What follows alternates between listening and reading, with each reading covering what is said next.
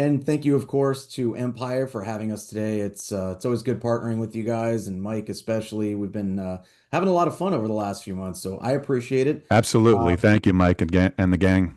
And yeah, thank you as well. We appreciate you guys. thank you. So a little bit about the firm, very briefly, because that's not what this class is about, but you should know who you're hearing from.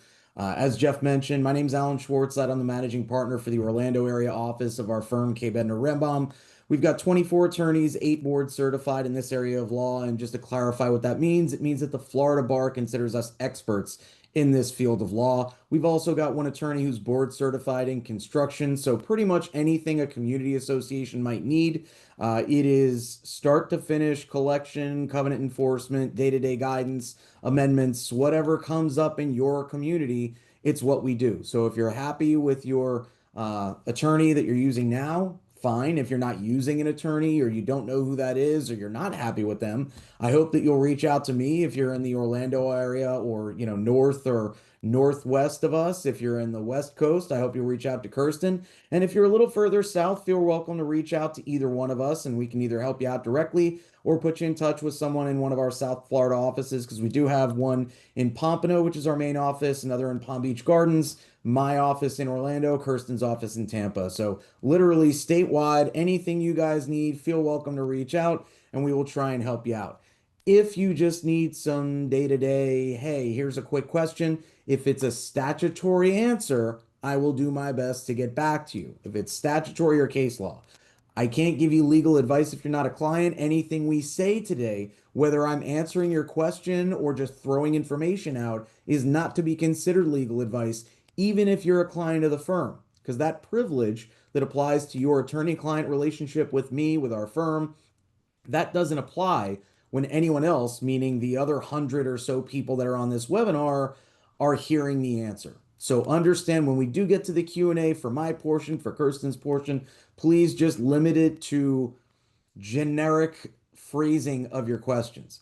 If you do need legal guidance and you're looking for a new attorney, my email address is going to be on the screen the entire time in my little picture. It's as@kbrlegal.com. You're welcome to reach out to Kerstin instead.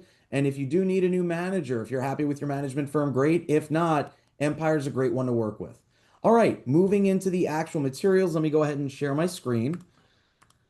There we go. And move this stuff over. Looks good. We got it. All right, perfect. I'm moving it on my screen so that it's good for me. So thank you. I'm glad you guys are okay. And we can go ahead and get started. So you've got some information about Kerstin here. If you forget who you were hearing from, hopefully once you get these materials, you'll never forget again. That's information about me. Let's see. Okay, topic 1, all of the fun stuff, milestone inspections and structural integrity reserve studies. This is the stuff that came in to the Florida statutes just under 5 years ago, following the horrific building collapse down in the Miami area in Surfside. There were a lot of changes. They weren't necessarily the best ones that could be made, in my opinion, but I do think the legislature is really trying to kind of fix those over a long, long time. So we'll get into what those changes were. We'll get into maybe some helpful hints, and then we'll move on with our lives. Milestone inspections comes first. And what is this in the first place? Because people that have not been on a condo board long might not even understand what a milestone inspection is. So it's literally someone that's coming in. Now, we mentioned it here, an architect, engineer, or a team that's working with an architect or engineer as their design professional that's responsible for this. So those are the only people that are going to be able to perform this inspection. What's being inspected is the structure of your building. And phase 1 of this inspection is just a visible. We're going to come out or send a drone out to the property. We're going to look at it. We're going to make sure that the structure of this building for each building in the condominium is safe and sound. If there's any problem whatsoever, we're going to move on to phase 2, and I'll talk about that later. But the purpose of this is not to determine whether you meet building codes, fire codes, or anything else. It's literally just having this architect, engineer, or team working under them come out and say whether your building is safe as a general proposition from a structural perspective. So we've got some definitions here. I won't go through them because honestly, I'm just going to try and put this stuff in plain English for everyone. Again, it's not to determine whether you meet building codes or fire safety codes. Now, the first question that you need to ask is not what this is, but do we even need to do it? And the statutes that apply to condominiums and co-ops in Florida, because by the way, we don't really mention co-ops in the slides very much, but this does apply for co-ops as well, this class. So I'm going to kind of throw some information out there. If you don't hear me say anything about a co-op, and same with Kerstin, you can kind of presume that the condo statute is the same as the co-op statute. Alan, I'm going to throw one thing in though. I just don't want to confuse folks. If you're a board member of a cooperative, this is not going to get you certified. Right. Some of the information will be identical, but it's not a certification for co-ops or for HOA board members, condominium board members only. Back to you. Correct. Good clarification, because hopefully no one in an HOA is sitting here and thinking that they're going to get credit, because this is not talking about your HOA. I can promise you that condos are already required to do 4 hours of education. I'm not going to add to that by adding HOA information. All right, so back to the slides. Who needs to have this milestone inspection performed? Buildings that are 3 habitable stories or more in height, and that underlined portion is what changed in the statute this year. Okay, the way that you determine that height is by looking at the Florida Building Code. Now, the other thing is you got to look at it and say, is this subject in whole or in part to a residential condo form of ownership? Okay, this does not apply, here's the exclusions, to purely commercial buildings because it's a residential requirement. I don't understand that split, because if the purpose of this is to make sure that the building is structurally sound, the fact that you don't reside there doesn't change whether it's structurally sound or not, or whether you could be injured. But the legislature doesn't require these particular statutory inspections for buildings that are purely commercial. Now, keep in mind, that doesn't mean that your local county or city might not have some kind of recertification requirement. This is separate and apart, although we'll kind of touch on that in a little bit, but it is completely separate from your local restrictions and requirements. This doesn't apply to single family, 2 family, 3 family, or 4 family, which is the addition last year, what's underlined, dwellings with 3 or fewer habitable stories above ground. So again, if you're not 3 habitable stories or more in height for each building, you don't need to have this done for that building. Now we get into mixed use. I talked about the partial residential condos. That's when we get into condo hotels. We get into like some areas of Orlando have apartments, and you see this in New York and a lot of other major cities because real estate's so expensive. They'll have on the bottom floor is all retail and restaurants and shops and things of that nature. That's commercial. And then upstairs, or every upper floor, you'll have part of the condo that is purely what a lot of people consider apartments, the condominium units. So these are 2 completely separate concepts. The retail portion, the commercial portion, is not necessarily subject to these areas of law, but we'll get into some areas where it does apply to that commercial portion or the hotel portion. But generally speaking, the residential condominium association is responsible for all this.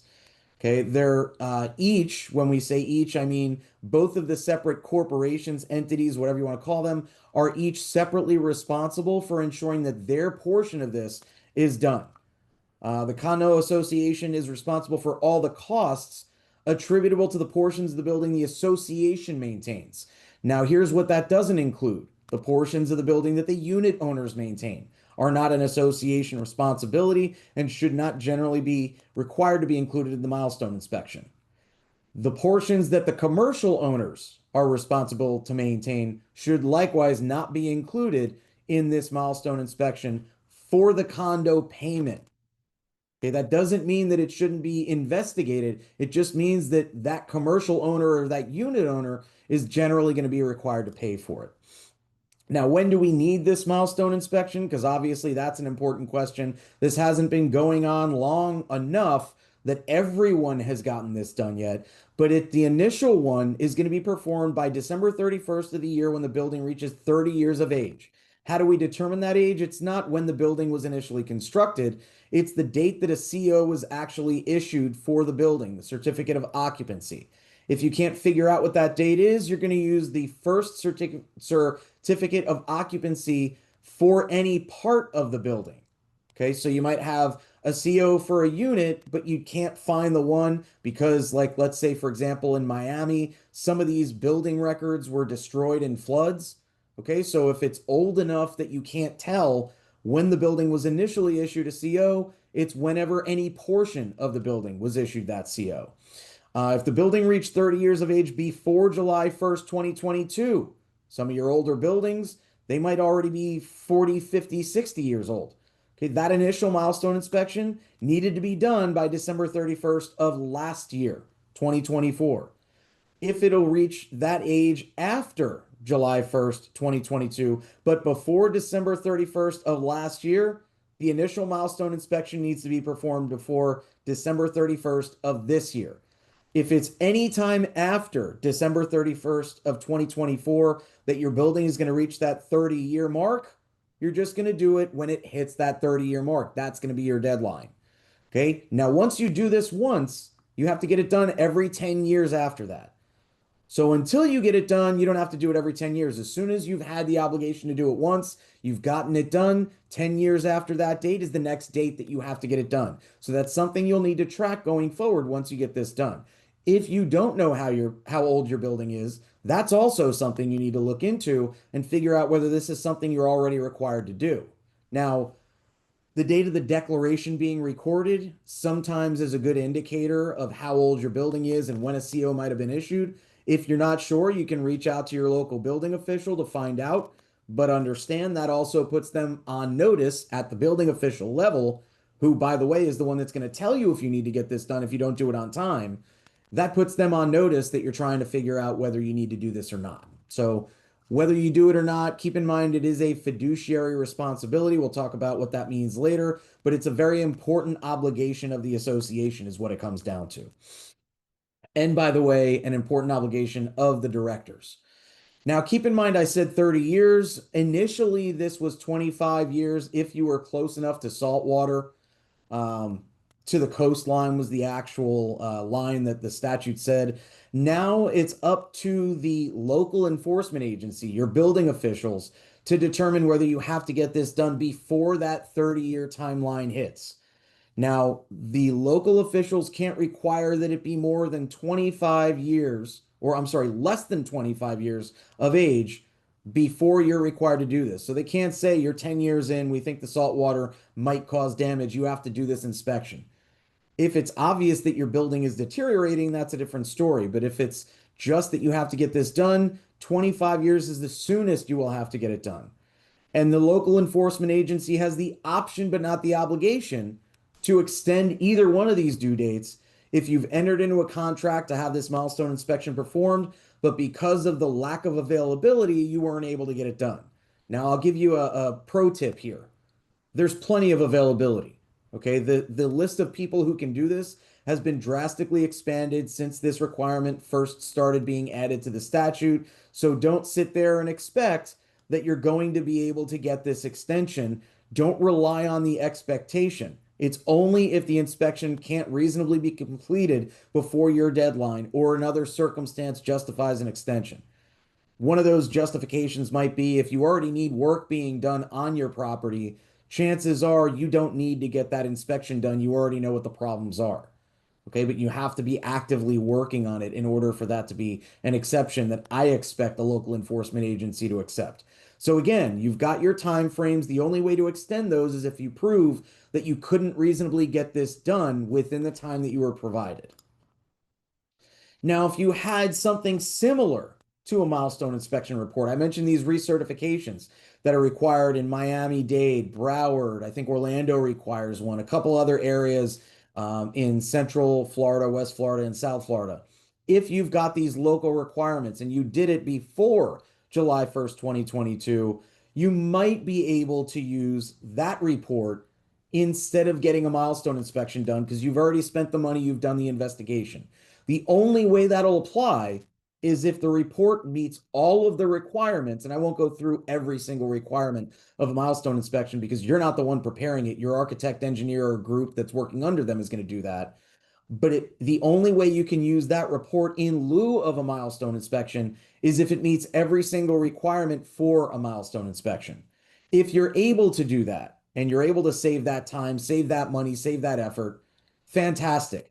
Your 10-year deadline starts on the date that that report was issued instead of, the 30-year date, whatever it may be. Okay. You do need to comply with the unit owner notice requirements of the statute that requires these milestone inspections.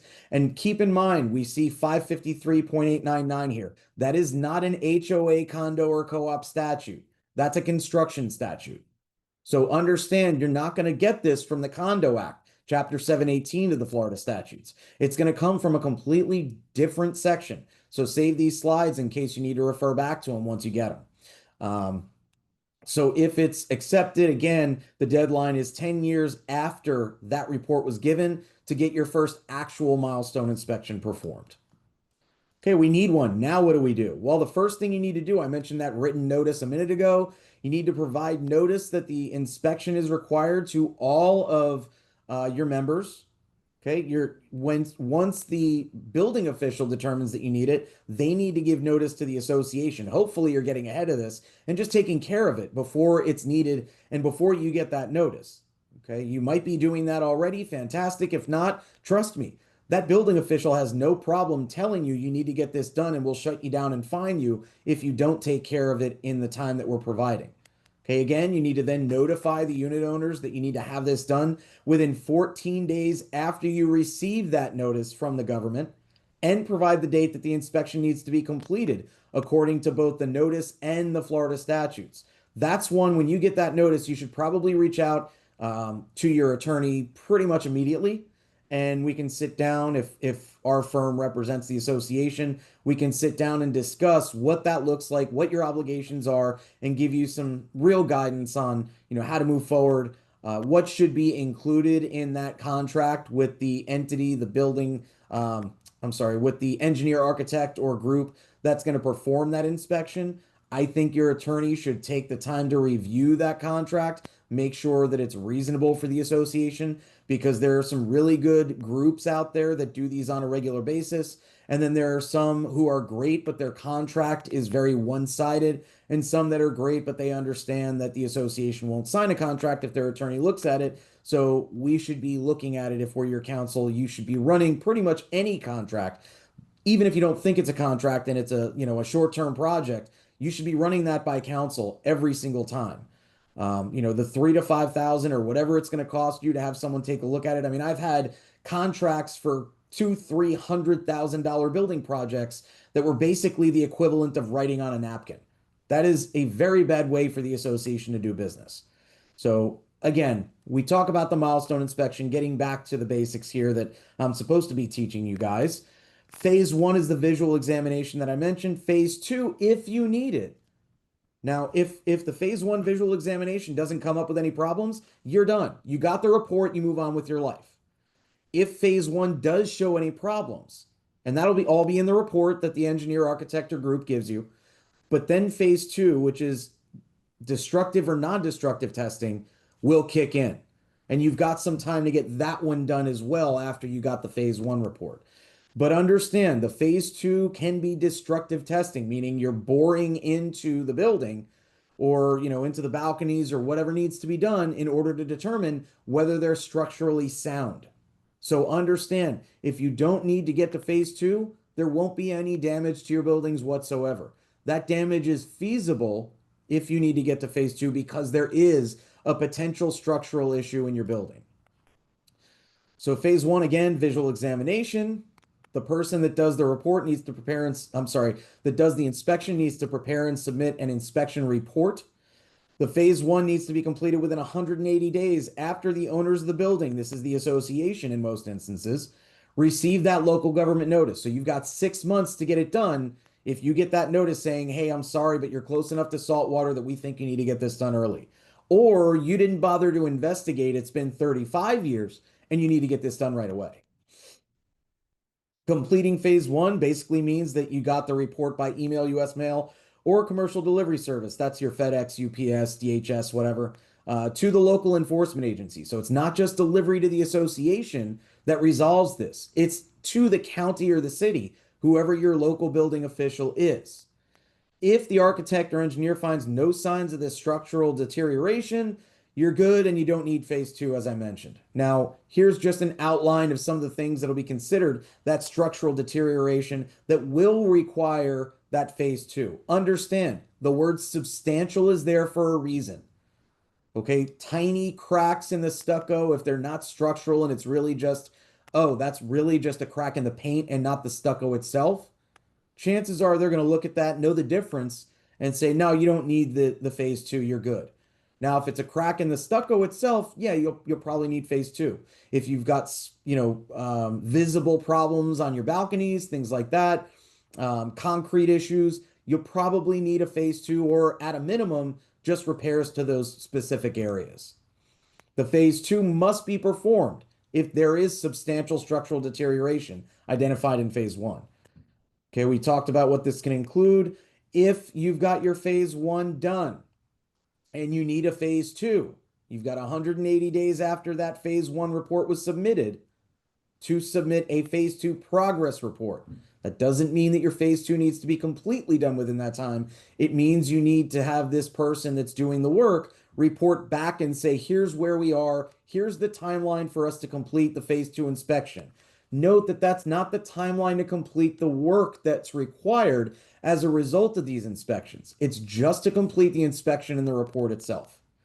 Okay, an inspector who completes phase two also needs to prepare a report regarding the phase two. Here's what we found after doing this destructive or non-destructive testing.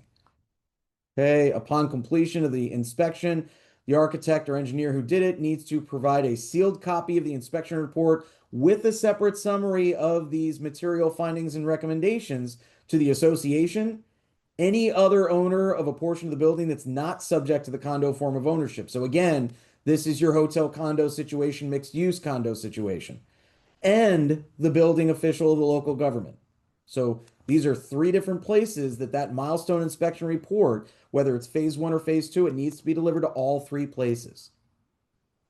It needs to meet these certain criteria. Again, I'm not going to go through those in detail because one, we don't have time, and two, you're not going to be looking at this to see whether it's actually compliant or not. You're just going to be saying, we got the report. Here's what they're telling us we need to do. If you've got questions on the report, that's when you look at these slides, see if it's sufficient, and reach out to your attorney. Okay, once you receive each one of these reports, phase one and phase two, if you need the phase two, within 45 days after you get it, the association does have an obligation to deliver a copy of the inspector prepared summary to each unit owner, regardless of what's in it, and regardless of what work you intend to do, even immediately, to correct those problems. There's nothing that says you can't add a letter to the members in that delivery. So you can say, we got this report. Here's how we interpret it. Here's what we intend to do going forward to fix the problems that were outlined. But you don't have to do that. All you're required to do is say, here's a copy of the inspector prepared summary. It's being provided by U.S. mail or personal delivery, so you're going to mail it, or by email to the people that have consented to receive electronic notices in lieu of that mailing. So we'll get into that issue later, but people that consent to receive notices via email, you can email this over instead. That might clog your inbox and fill it up, so be it. You also need to post a copy of it in a conspicuous place on the property and publish the entire report and the summary on the association website if you're required to have one. As of now, that's communities that are 25 units or more. Okay, so you're going to have that website. And I don't recall, Kerstin will clarify later, I think. That might be me. But we'll clarify whether that's 25 as of now or as of January 1st. Candidly, I don't recall whether it's the HOA Act or the Condo Act that specified the time frame as January 1st, 2026. Local government does have the ability to enforce the required repairs shown on this report. Basically, if it says that your building is not structurally sound, the local government can shut you down and say no one's allowed to be in this building until this issue's fixed, if it's bad enough. If it's not, you have to commence those repairs, not complete them, but begin no later than 365 days after receiving the report. So keep in mind, that doesn't mean you should wait. If you've got structural concerns, figure out how to fund the repairs and get them done. That's your legal obligation from a board perspective. That's your fiduciary duty. If the owner of the building doesn't submit proof that the repairs were scheduled or commenced within that time, the local government needs to review and determine whether the building is safe for human occupancy. And again, they can shut it down if you don't do this. If you don't get the milestone inspection done at all when you were supposed to, and you willfully and knowingly fail to have that done, that failure is a breach of fiduciary duty. Now, I haven't outlined what that is. We'll get into it later. But what this means from a practical standpoint is that you can be sued individually as a human, not the association, but the individual directors can be sued personally for failing to do this. The local enforcement agency can also say what the timelines and penalties are in order to comply with these requirements. So it might be that there's not only a lawsuit, but there are also local government penalties for the association and or the individual directors. Bottom line, just get this done when you need to get it done. It's costly, it's not fun, but it is necessary, and you do want to make sure when you've got an older building that it really is safe to live there. I don't necessarily agree with having these structural integrity reserve studies that we'll get to in a minute, but I do agree that having these milestone inspections done and at least visibly inspecting the building and having a professional come out, not just, well, we don't see any problems, so everything's fine, but no one on the board is an engineer, architect, or has ever worked in the construction world. That's not enough. So I think these are a good idea to keep your building safe, keep your members and residents safe. The structural integrity reserves we'll get into a little later, and I don't necessarily agree with those, but I'll talk about why later, and you can make your own decision as to whether it's a good idea or not. So this is just things that the building commission was supposed to do. Fortunately, they did. Now we get into structural integrity reserves. Okay. So we talked about the milestone inspection reports. That is looking at the property and seeing what needs to be done right now to make the building safe. A structural integrity reserve study is an investigation of what will be needed in the future to have the money to do necessary repairs, replacement, maintenance over the course of time. It's not maintenance that needs to be done now. It's maintenance that we need to have the money available because it's a big expense to do it in the future. So these are structural integrity reserves in particular. There are regular reserves, which is what's been in the statute since I've been practicing law. But then there are also structural integrity reserves. It's these particular categories that you can take a look at right here. Now, the reason that I don't go through them in detail is it's the catch-all that's in the last bullet point of this slide. Any other item that has a deferred maintenance expense or replacement cost that exceeds $25,000 or an amount that the division adjusts for inflation, which is great because it used to be just $10,000 with no adjustment. As of this year, it was changed to $25,000, and they're supposed to increase it annually for inflation or every so often. So anything that's got that $25,000 deferred maintenance expense or replacement costs and not doing that work negatively affects the structure of the building, the items that are required as part of this structural integrity reserve study. So all the bullets above this is also a mandatory reserve for the association. So if it's going to cost 25 grand or more to do the work, you have to include it in your mandatory reserves, which is, pardon me, why I don't go through everything. But it's really supposed to be the structure of your building. So moving along, do we need it? Same people that needed the milestone inspection need this structural integrity reserve study. The timing is different, but it's at least every 10 years after the condo's creation for each building on the condo property that's 3 habitable stories or higher, as determined by the Florida Building Code. So same buildings that needed the milestone inspection will need this. And the timing is at least every 10 years after the condo was created. It's not wait 30 years, then start. It's start now. And the reason for that is that you're looking going forward here. You're not looking at what we need now. The legislature is explicitly saying, we don't think you do need that money right now. We think you'll need it in the future. So we're going to start after 10 years. Presumably during those 10 years, you've had some reserves for all of these items. But starting 10 years after the condo's creation, you have mandatory reserves for these items, that $25,000 or more, and affects the structure of your buildings that are 3 habitable stories or higher. If you don't have any buildings, let me be very clear. If none of the buildings in your condo are 3 stories, you're a 2-story, 25 building condo, none of those buildings require either one of these studies to be done. You don't need either one of these reports. Okay, I have a lot of clients that come to me freaking out when they take this class and say, well, we're 2 stories. Do we still have to do this? Well, did you not listen when I fully explained? If it's 2 stories or less, so if it's 1 or 2 stories, you definitely don't need this. We have other exclusions. Okay, buildings less than 3 stories in height is what I just mentioned. The single family, 2 family, 3 or 4 family dwellings with 3 or few habitable stories above ground.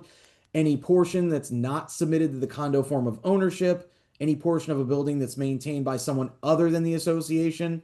And then again, commercial condos. So most of the same exclusions apply to this structural integrity reserve study as did to the milestone inspection report.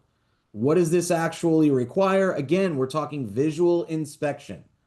At a minimum, you need to identify what portions of the property are being inspected, state the estimated remaining useful life and the estimated replacement cost or deferred maintenance expense so that you can figure out what the reserve needs to be over the course of time, and provide a reserve funding schedule with recommended annual reserve amounts that actually will allow you to have the money you need going forward. Okay, so that's what we're looking for here. It's a structural integrity reserve study.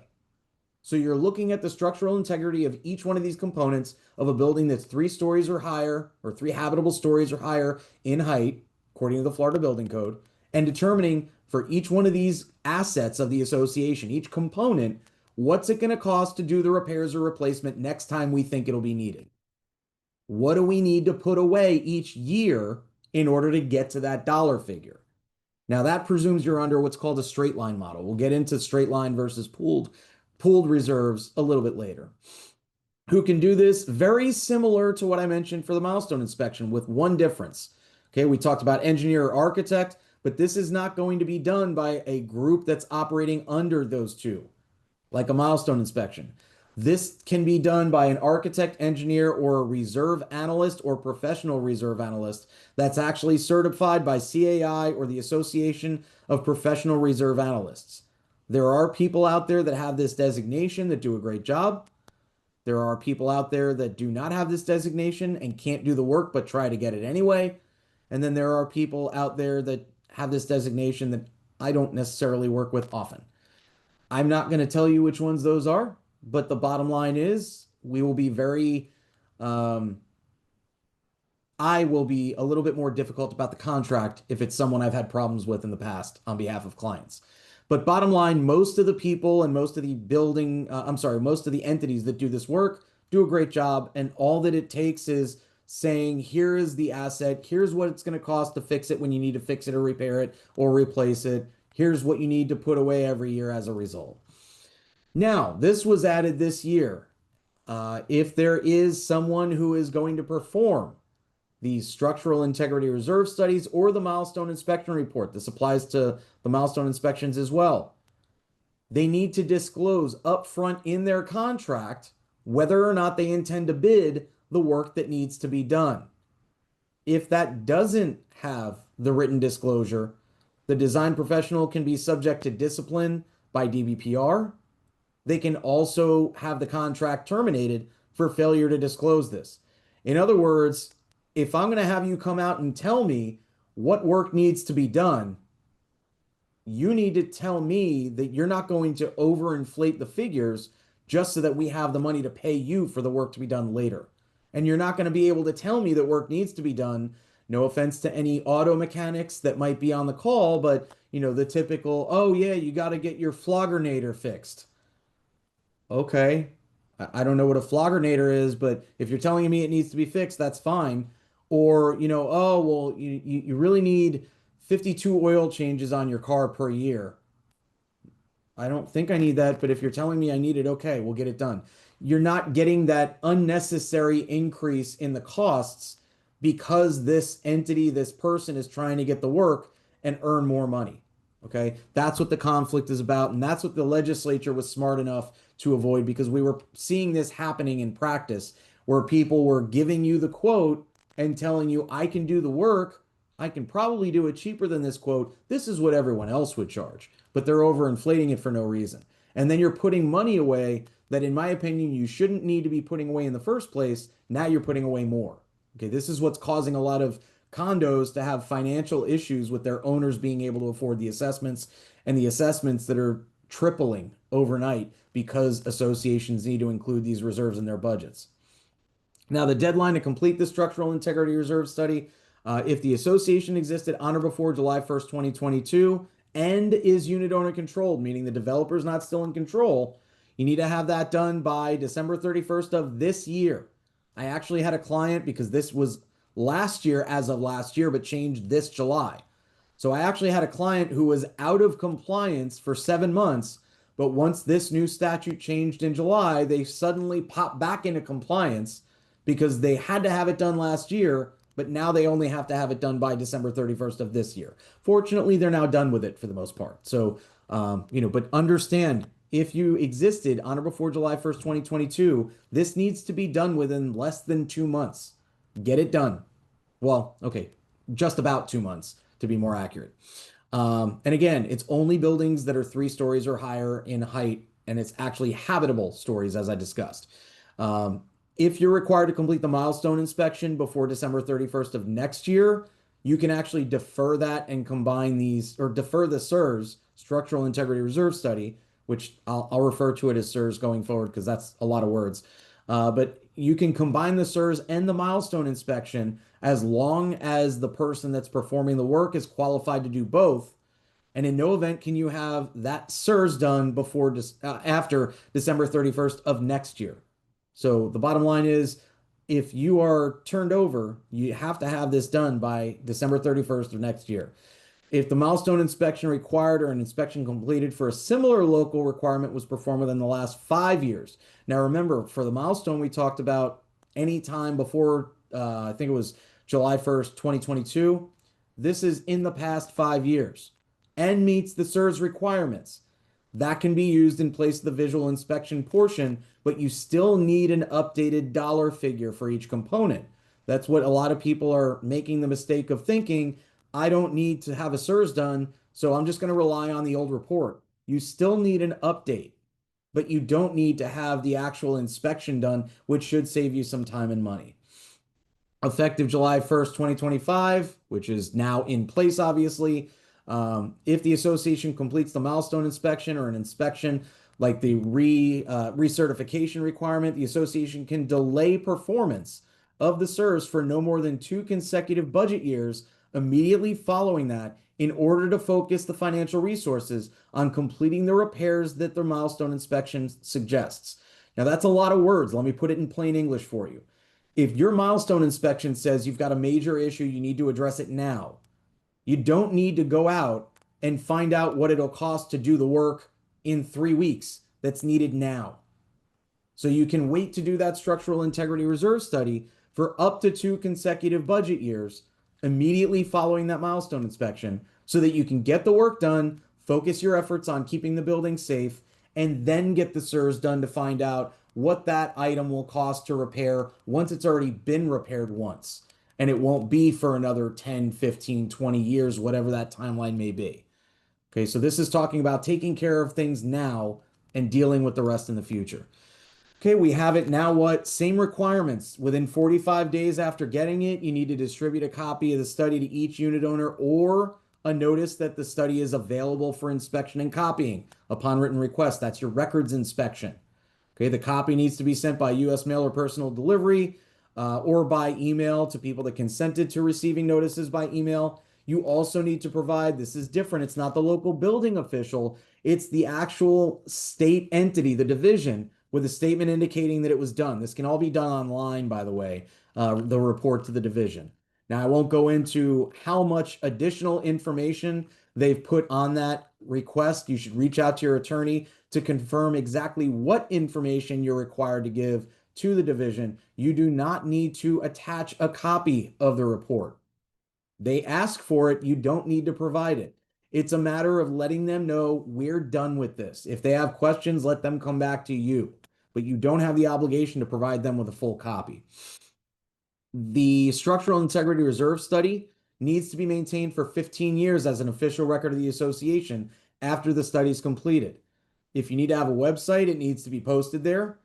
And an officer or director, not just your manager, but an actual officer or director, does need to sign an affidavit that goes into the official records showing that you received the completed structural integrity reserve study. So this is a new requirement that took effect, just like a couple others I've mentioned, on July 1st of this year. If you don't get it, just like failure to obtain the milestone inspection, this is a breach of fiduciary duty. Again, individual liability that I would prefer that all of my clients' directors avoid. If an association needs to have the CEUs done, the reserves need to be maintained for the CEUs items for which the association is responsible. You cannot waive or reduce those reserves, period. Okay, there's only one instance that you can do that, and that's the one that I just mentioned where you're getting the work done, but that's before you have the CEUs done. Okay, unless you are basically shut down, which we'll talk about in a couple minutes. The reserve amount for each item needs to be based on what the CEUs says you need to put away. You can't unilaterally decide we're going to reduce that number, even if the members vote for you to reduce that number. Okay, there are non-structural reserves that, yeah, okay, you can reduce it. If you're not required to have a CEUs and you have reserves, the members can vote to reduce or waive those reserves. But if you are required to have this report completed, you have to follow it to a T. The association can, however, adjust the replacement reserve assessments annually to take into account inflation or any changes in the estimates based on work that you've got done. You did some work on this roof, whatever the component may be that's part of the structure of your building. You did work on the roof. You can take into account what the change in the estimated expense will be and the timeline. But my strong suggestion is that you reach out to whoever did your milestone inspection or here, whoever did your CEUs, and make sure that they are updating their CEUs report to reflect the updated amounts so that no one can accuse the board of not following the CEUs as required. If you can't figure out how long this item's going to last, sometimes a roof is a 40-year roof. Okay. Or if the life expectancy of that item is actually greater than 25 years. I don't care how it's rated. I care how the reserve analyst is telling you, or the architecture engineer is telling you, this is how long it'll last. Okay. But if you can't estimate the useful life or it's more than 25 years, you do not need to reserve until you cut under that 25 years. Okay. But you need to reserve the amount of deferred maintenance required by the CEUs for those particular items. So your person that's doing your CEUs could still say you should put away X for that particular component. Waiving and reducing, I mentioned for non-CEUs reserves, you can have the members vote to waive or reduce the amount that your structural integrity reserve study says you should have, or whatever reserve study you had if it's not a CEUs, by a majority vote of the total voting interest of the association. What does this mean? A majority of the members, not a majority of the people that show up to a meeting where there's a quorum, a majority of everyone, to provide that no reserves or less reserves than required by the statute need to be maintained in your budget. For CEUs reserves, you need to put the full amount in your budget, period. You cannot waive, you cannot reduce. The only exception is in a multi-condo with an alternative funding method that I've never seen actually done in practice. Okay, new laws effective July 1st. If the budget's adopted on or before December 31st, 2028, if the association completed the milestone inspection within the last 2 calendar years, the board can temporarily pause to get the work done, the CEUs. If the association does that, it needs to have a CEUs performed prior to initiating that funding. Okay, so just keep in mind, if you're considering having that milestone inspection done a little later, you're going to reach out to your attorney and say, hey, what do we have to do? Do we have to have the CEUs? Do we have to start funding this now, or can we wait? Funding the CEUs, the good news is it's not only the assessments that you're allowed to use now. The statute is now changed to say a special assessment line of credit or loan can be obtained to fund these things, but that in and of itself requires a majority vote of the total voting interest of the association. My problem here is that the legislature did not get this one right. Because what if your governing documents already allowed you to fund anything you wanted with a special assessment? or a line of credit. You could go get a loan and the declaration says you don't need member approval. Now all of a sudden the statute says you do. Which one controls? Reach out to your attorney to find out. I can't give you the answer because a lot of it is based on the year that your declaration was recorded and a whole bunch of other factors that we don't have time to get into today. So if you're not sure whether you need that member approval and you're contemplating one of these funding methods for your structural integrity reserves, reach out to your attorney. Now, if the developer's in control, you can't use any of these things. Okay. The line of credit or loan also needs to be sufficient to fund any previously waived or unfunded portions of the reserves. So what does that mean? If you didn't fund for the last 2 years and you're trying to get this loan, you need to include the previous 2 years of assessments. And the other thing that you need to keep in mind for that loan or line of credit, it needs to be immediately available to access the funds. It can't just require that further approval of the members later on. So that's something you'll need to work out with your lender. Most of the entities that are lending money to associations in particular and do this on a regular basis understand these requirements. Some of the bigger banks that don't have an association arm, so to speak, might not be doing this the right way. They might be requiring more of the association than the association is allowed to do. So just be careful of working with a banking entity, a banking institution that actually does have an association arm, and that's who you're working with. Using reserves for a different purpose is the same as reducing or waiving them. For budgets adopted this year or later, you cannot vote to use reserve funds or any interest accruing on those reserve funds for anything other than structural integrity reserve items. Now, keep in mind that only applies to the CEUs reserves themselves. So if you're talking about regular reserves that are not structural in nature, or you don't have to have CEUs reserves, you do need a majority of all voting interests, as I mentioned earlier, to do that. Now, we talked about pooling in general.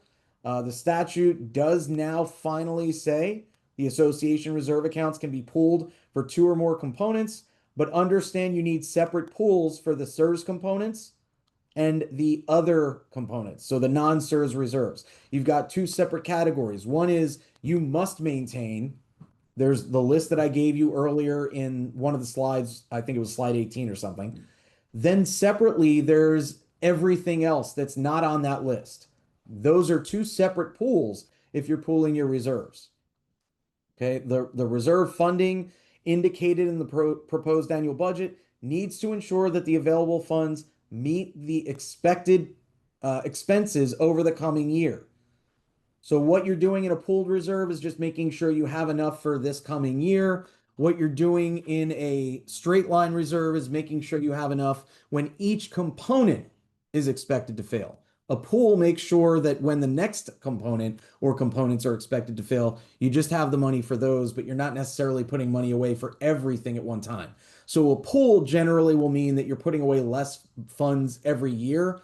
And as a result, frankly, a lot of communities have shifted over from that straight line reserve method to the pooled method because their reserve requirements are just exploding over the last few years as a result of these CEUs requirements. Now, I mentioned earlier that I will get into a little bit of the politics of my personal perspective from a legal perspective of how I feel about these CEUs. I don't like them because I don't like the fact that the legislature is telling you how to fund the work that will need to be done on your buildings. My perspective is if the board is doing what it's supposed to, you will already have that money available. Making these mandatory and not giving you the option of reducing or waiving doesn't resolve the underlying issue of, frankly, the findings regarding the building collapse down in Surfside was that it was a construction defect issue. Having reserves doesn't change the construction defect issue. But it does make sure that if that's the issue, it'll be addressed. So I'm not saying it's a terrible idea by any means. I think it's important to have the money when you need it, but forcing the association to put the money away for what could be 24 years, that's what I don't agree with. Requiring you to put it away way in advance or in whatever schedule your engineer, architect, or reserve specialist says, that I don't agree with. Okay, local government intervention. Again, if the local government says that the building is uninhabitable, you can pause or reduce your reserves, including CEUs reserves, until that building is habitable so that you can focus your money on the repairs, just like we talked about earlier. Milestone inspections and SIRS. What else do we need to talk about? The developer is required to provide this structural integrity reserve study at turnover. Okay, unit owner disclosures. I'm not going to go through because that's what the unit owners have to do, not the people on the board that are here today, unless the people on the board are individually selling their units. So we're going to skip through some of this to save some time. Just know that those disclosure requirements exist. If there is a dispute regarding the milestone inspection and SIRS, now this is effective July 1st, 2027. So you don't have a mandatory pre-suit mediation or, anything of that nature yet. But it's still something that I would suggest, if it's not being done, send it to pre-suit mediation anyway.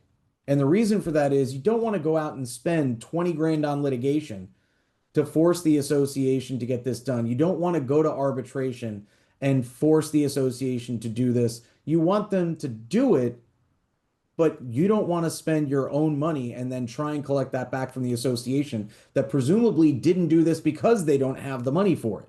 Okay, so my suggestion would be, if this comes up, there's nothing statutorily that specifies how you need to address it. Presumably you can go straight to court if you want to, but the DBPR does have some jurisdiction over these issues.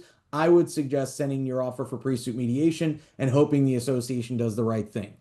Now, if you're an individual that needs help with this, there are attorneys that focus their practice on individual representation.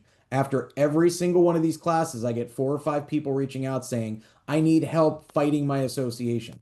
Understand, I don't have a problem sending a referral as long as there's no conflict, but that is not what I do, and that's not what 99% of the people in my firm do.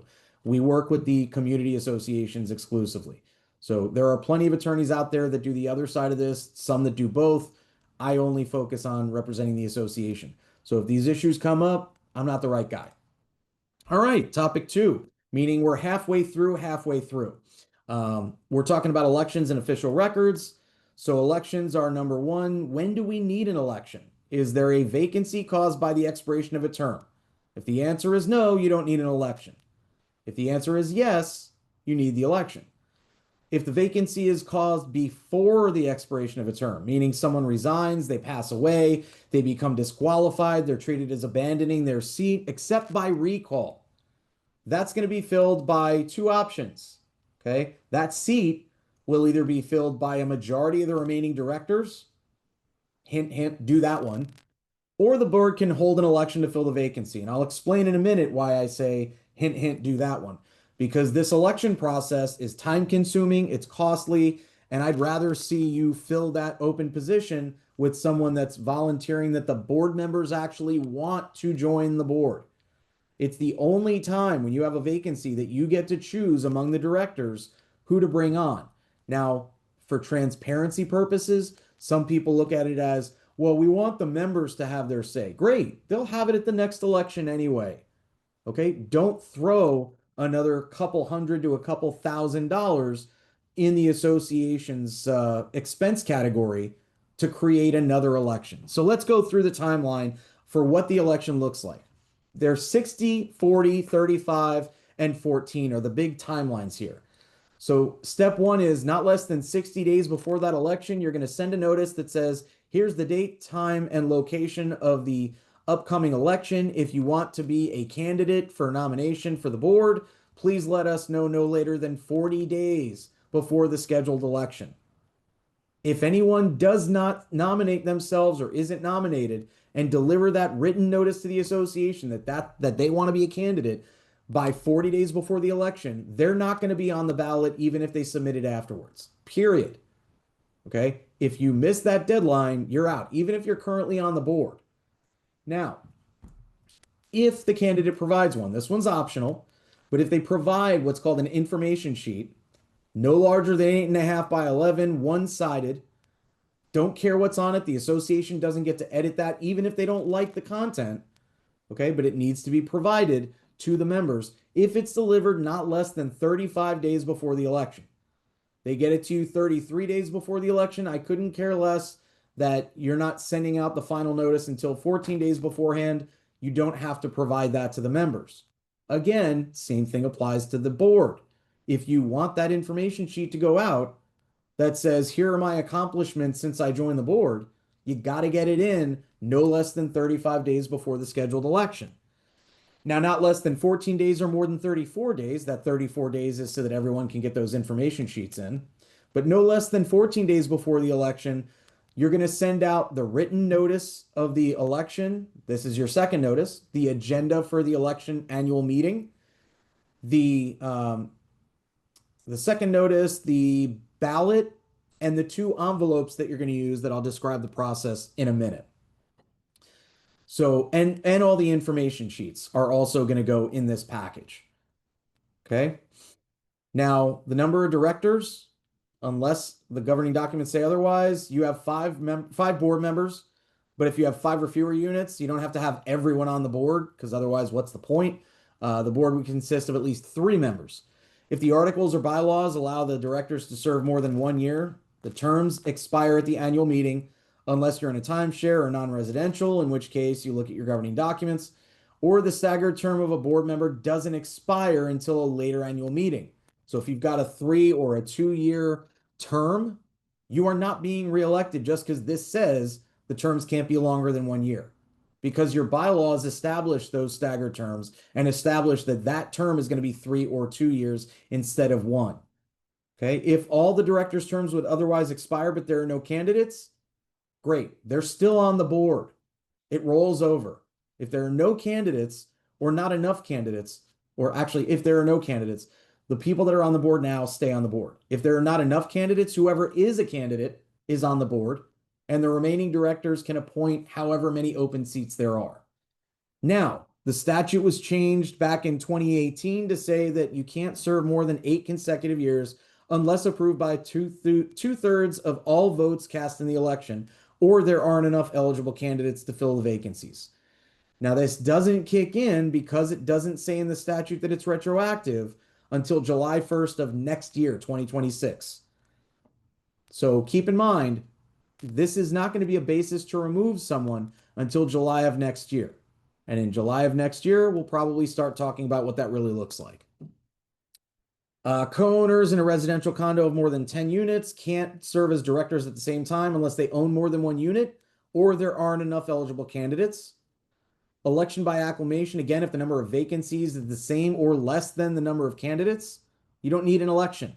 Okay, if you don't have enough people to require a determination of who's going to be on the board, it's whoever put their name in the hat that's eligible to serve. Quorum, you do not have to have a quorum at a condo election. Okay, don't worry about that. But you do need at least 20% of the eligible voters to actually cast a ballot in order to have that valid election. Okay, you decide who wins by whoever gets the most votes. Pretty straightforward. Now, the ballots, sign-in sheets, proxies, all other paperwork relating to voting by owners is an official record of the association subject to inspection by the members, and it gets kept for 1 year or until the next election if that date's later. Here's an important one. Any challenge to the election process needs to be commenced within 60 days after the results are announced. So if you wait longer than 60 days after that election result is announced, usually that'll be during the election, by the way.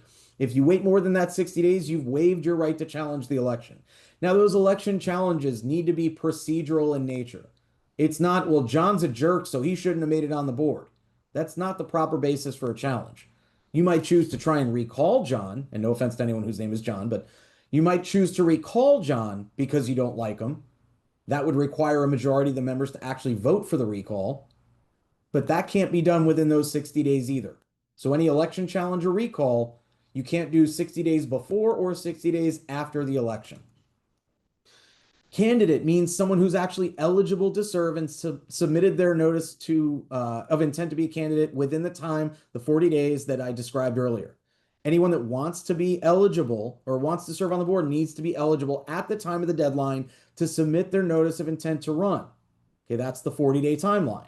Otherwise, they can't be listed on the ballot, even if they become eligible after that timeline expires. Anyone who's delinquent in payment of any assessments due to the association as of the deadline to submit that intent is not eligible to serve as a candidate. Person who's been suspended or removed by the division under the Condo Act, meaning you did something so wrong that the division actually said you can't be a director right now, is not eligible to be a candidate. If you've been convicted of a felony or something that would have been a felony if it happened in Florida, you are not eligible for board membership unless your civil rights have been restored for at least 5 years as of that 40-day date. Okay, keep in mind, if you put someone on the board that is a convicted felon and just got out of prison less time than that, all of the votes that they had are still considered valid. It's just that you need to remove them from the board once you find that out. And if a criminal charge is pending against an officer or director for a condo-related offense, they can't be appointed or elected to a position as an officer or director of any association and can't have access to the official records of any association except pursuant to a court order. So normally every member of the community is entitled to inspect the records upon request. Kerstin will get into that later. Actually, I think I will next. Sorry for that correction. But this is an exception to that general rule. Someone who's under investigation, under a criminal charge, more accurately, can't have that access without a court order. Voting by secret ballot is generally the way that the members vote. If they waive their secret ballot by not putting the ballot inside the right envelopes to hide who's voting and how, that's fine. They're waiving their anonymity. You still are going to count that ballot. So here's the second bullet, is what I mentioned earlier that I would talk about later. And here we are. The way that you count the ballots is you take an outer envelope that identifies who is actually voting.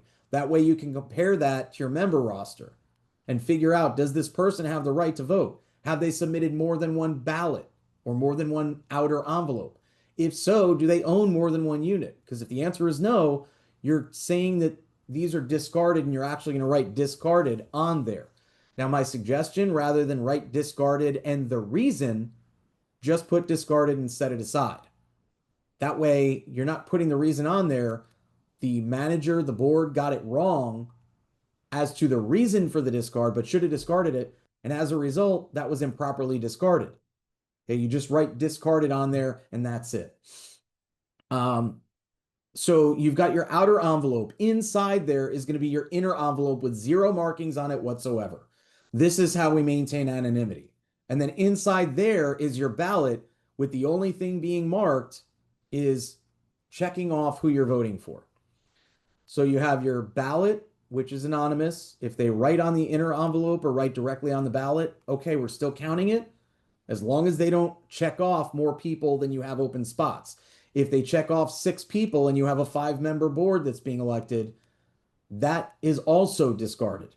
If there are more ballots in the inner envelope than they're allowed to have, or in the outer envelope than they're allowed to have, now all of a sudden, yes, you will discard those as well. Because we can't tell which one this person wanted us to count. Okay? Even if they're identical, they're discarded. You're going to try and count as many of these as you can. But this is the way that we deal with it to make sure that someone that wasn't eligible to vote or someone that submitted a ballot on behalf of someone else that wasn't entitled to do so is not screwing up the election for everyone else. Now, keep in mind, your proxies can be used to say, John can vote my ballots. That's totally fine. Okay. We talked about the exterior. We talked about the inner envelope can only include 1 ballot. Because they're anonymous, you can't tell by the time you've opened the outer envelopes and separated those out from the inner ones to maintain that anonymity. You can't tell that that person owns 2 units because you don't know who's submitting those ballots. So if that inner envelope has more than 1 ballot, I don't care that that person had 30 units and only voted 2. They're discarded. All right, moving forward, because I'm running low on time now. The voter needs to sign the exterior, the outer envelope in the space provided, and either mail or hand deliver it to the association. When the association receives it, you cannot rescind or change your ballot. So submit the right one right away. Otherwise, you're out of luck. Now, electronic voting might allow you to change your vote up until the date that the association cuts that off. That's a different story. A unit owner can't authorize anyone to vote his or her ballot, and any ballots improperly cast are invalid. And I apologize. I think I mentioned proxies earlier. That's in an HOA context. That's not for condos. So I apologize for any misunderstandings that might have caused temporarily. But the unit owner who violates the provision can be fined by the association. And it's only voting on your own behalf because you need a ballot that's been created before the election. So you're not writing in anything, you're not authorizing someone else to vote, you're just delivering that to the association along with everything else that's needed. A unit owner that needs assistance casting the ballot because of a disability can obtain that assistance from the association. Okay, I talked about verifying the outer envelopes. This is an impartial committee that can meet before the election to verify, so you can cut off the balloting before the election starts. Okay, this is going to be an impartial committee that looks through and makes sure we're following these notice requirements that are stated here. The outer envelopes are actually signed. You're verifying that the number of votes that each person submitted is the number that they get, that the people that are voting are actually on the deed and eligible to vote to the extent that you're actually using voting certificates and things of that nature, although that can be problematic in and of itself. And that's usually going to be something where you have a trust, the trustee generally gets to sign, things of that nature. You've got a corporation, the president usually gets to sign, or the secretary gets to sign and submit that ballot. But you need to know who's eligible to vote, and the people that are eligible to vote, you make sure that they're not screwing it up by comparing who voted, checking that off of the member roster as part of this meeting. And then it saves you a little bit of time during the actual election meeting, not having to go through those outer envelopes and only going through the inner envelopes that are truly at that point completely removed from the vote itself. So they're truly anonymous. Fraudulent voting activities related to an election. If you don't know what that is, you probably should get some help. This is threats, robbery, or intimidation relating to casting a ballot. That is a first-degree misdemeanor. Forging a ballot envelope or a voting certificate used in a condo election is a third-degree felony. So bottom line, don't mess with the election. You're allowed to talk to people. You're not allowed to threaten or hurt them or pay them to vote in a certain way. An association can use electronic voting. It's something that I actually think is a great idea, especially now that the legislature has added this email voting scheme that I think is a complete mess. It used to be in a condo that you needed to give 14 days notice before the meeting when you were actually adopting electronic voting. You don't need to do that anymore. It's a typical 48-hour notice now. So keep in mind, you have some more time to get that done before the election if you choose to use an e-voting vendor. Now, I'm not going to go through all of this in detail because, frankly, most of the time your vendor is going to prepare this resolution. The attorney is going to take a look at it, make sure that it complies with Florida law. It almost always will if you're using a decent vendor, and you're going to go ahead and adopt it. For those that don't understand what electronic voting is, it's going on a website or an app, clicking through, and that's how you submit your ballot instead of on paper. This does tend to cost a tiny bit more than mailing out your notices, but it also results in significant increases in your member engagement. The other thing that it will do to save you money is the vendor gets paid based on, a lot of them get paid based on how many people actually use their system. So they're the ones that are going to go out and try and get this. And for everyone that does use their system, you don't need to pay to mail out these notices. What they'll also do is include in their form the ability for you to send those email notices that I've mentioned throughout the presentation. So they're also saving you the money that they don't get paid for people to opt in to email notices in general, not just the way to vote. So that'll save you money in being able to email some of these documents that I mentioned earlier, the milestone inspection report, structural integrity reserve study. You can email the members instead of having to mail them almost anything. Okay, so that could be a huge cost savings for the association. Let's say you mail 10 things to the members per year as a general, we send this to all members. You could be saving that 10 stamps per member of the community every single year. So this is something to consider if you're not already using electronic voting. Let me see, I think, okay, so the new laws. If at least 25% of the voting interest of the condo petition the board to adopt a resolution for electronic voting for the next election, the board does need to hold a meeting within 21 days after receipt of the petition to adopt the resolution. The board needs to receive the petition within 6 months after the date of the last scheduled annual meeting. Here's what this doesn't say. The board needs to actually adopt electronic voting. Okay, it just says you have to have the meeting. However, I'm going to strongly suggest that anyone that's not using electronic voting, go ahead and do it. And here's why. Okay, I talked about email voting. This is a mess. The legislature, in its infinite wisdom, has decided that you need to be able to vote electronically at every association election. So if the association is not offering electronic voting, the alternative that you are obligated starting July 1st of this year to provide to your members is an email address that's designated and created by the association, separate and apart from all other email addresses you use, that's intended for the owners, we say owners, we'll talk about that in a minute, to submit their ballots electronically. Now, here's the problem. There's no verification requirement like there is with electronic voting. I can vote in every condo election in Florida just by emailing whatever ballot form they're using. I wouldn't do it because that would be fraud and that would be a crime. That doesn't mean people won't do it and hope to get away with it. Okay, I could vote at every election for every client I have by saying, my name is John Smith. I own the property at this address or this unit.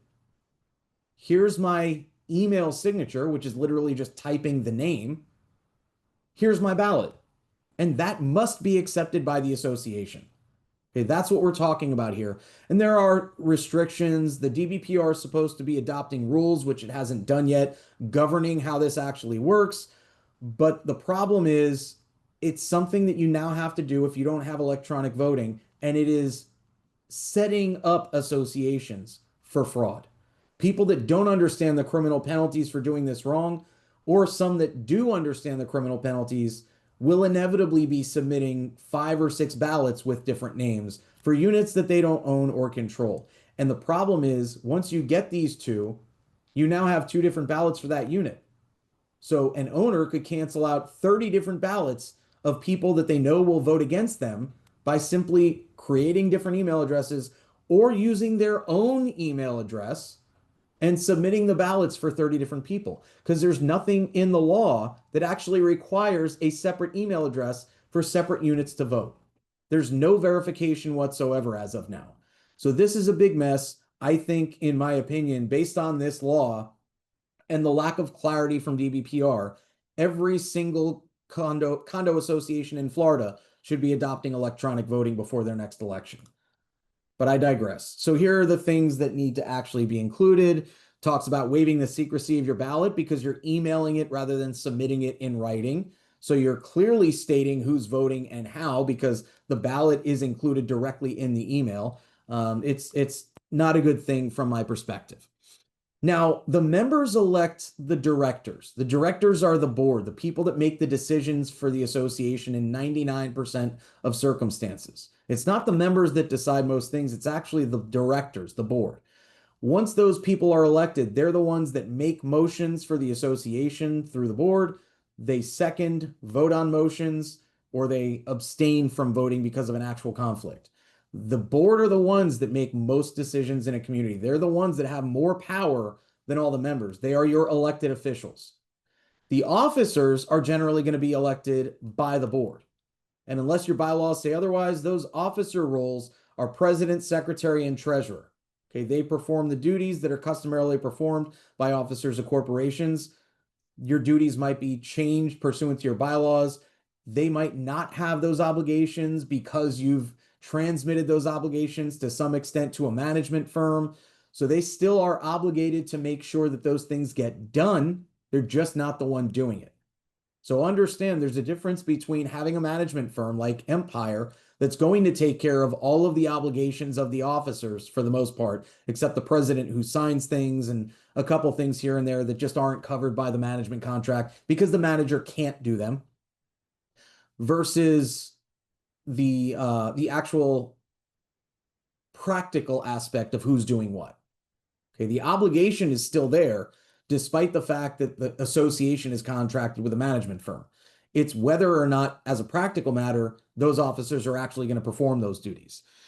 Unless the bylaws say that you can't, the board can appoint other officers and grant them duties it deems appropriate. So if, for example, the treasurer needs help and you're making, in a lot of instances, the mistake of not having a management firm, you can have an assistant treasurer that helps out with the bookkeeping and sends out certain notices to the members regarding assessments, things of that nature. Unless the bylaws say otherwise, the officers are not compensated and are serving at the pleasure of the board. What does that mean? You can shift who is in what position as an officer throughout the course of the year. That doesn't require that it be done at the meeting that's held after the election. So we say here, officers are selected by the board immediately following the election of the directors at your organizational meeting. That doesn't mean you can't do it 15 different times throughout the year. Now, I'd rather see some continuity in how your community operates, but you can have 5 different presidents within 1 year, and unless your bylaws say otherwise, they don't all have to be members of the board or even members of your community. Directors can't vote by proxy or secret ballot at board meetings, except that secret ballots can be used in electing the officers. That's the only time the directors can be secretive, unless there's an exception like attorney-client privilege or talking about meetings about employees of the association. Again, there's no prohibition against changing officers midterm. If you knowingly or solicit, offer to accept or accept a kickback, that's a third-degree felony. Okay? If you are considering whether it's a kickback or not, it probably is. What that means is don't do it. Not that hard. You shouldn't benefit personally from this volunteer position unless your bylaws say this is how you're going to be compensated. Period. So you shouldn't get any benefit that not the entire community got. Now, keep in mind, this benefit could be to you, could be to your immediate family, could be from someone proposing to provide goods or services to the association, could be anything. Okay? An officer or director charged by information or indictment for a crime outlined in this particular statute. This is forgery of ballots, theft or embezzlement of association funds, or obstruction of justice. You're out of office. Now, keep in mind, this is not, well, my neighbor who's on the board said that I stole a bunch of money from the association. That's not good enough. Okay, there needs to actually be a criminal investigation that results in charges being brought against this person by a prosecuting officer. It's not just, well, we're looking into it. That's not enough. There need to be actual information or indictment. That's it. If it doesn't reach that stage, you can still stay on the board, even though it's not necessarily an ideal situation. If the charges are resolved without a finding of guilt, the officer or director is reinstated. And I say is, not can be, but the officer or director who was removed is back in. Because that finding of not guilty, the charges are dropped. Okay, that means that from a legal perspective, this person didn't do what they were accused of doing. So they go back in. The other thing, an officer or director who's 90 days or more delinquent in payment of any monetary obligation owed to the association is considered to have abandoned their seat. That's a vacancy that can be filled by the board. Okay, so this is not the board needs to vote to remove this person. It's an actual abandonment. If you knowingly or willfully and intentionally violate the official records inspection requirements, meaning you're refusing to produce records, that's a second-degree misdemeanor. Now, this used to be more than once. I think it was more than twice as of last year. Right now, it's if you do it ever. If you intentionally refuse to produce those records that you were supposed to give, willfully and knowingly or intentionally, that's a crime. Now, if you're doing it based on advice of counsel, that might be a protective measure. But I can't guarantee that even my written legal advice to you is going to be enough to protect you from this. If you knowingly or intentionally deface or destroy accounting records that need to be maintained, or knowingly or intentionally fail to create or maintain accounting records that are required to be created with the intent of causing harm to the association or any member, that's also a first-degree misdemeanor. If you refuse to release or otherwise produce association records with the intent to avoid escape detection for a crime that you committed, or to help someone else do that, that's a third-degree felony. For any of these, you're removed from office, vacancy is declared, board can appoint someone else. This one is a little bit ridiculous. If you use a debit card issued in the name of the association or bill directly to the association for anything that hasn't been properly pre-approved by the board and reflected in the meeting minutes or the written budget, that is in and of itself a crime. Use a credit card to get around that one. I don't understand this one. I guess it's because the money comes out directly from a bank account with a debit card, whereas a credit card, you can challenge it a little bit easier.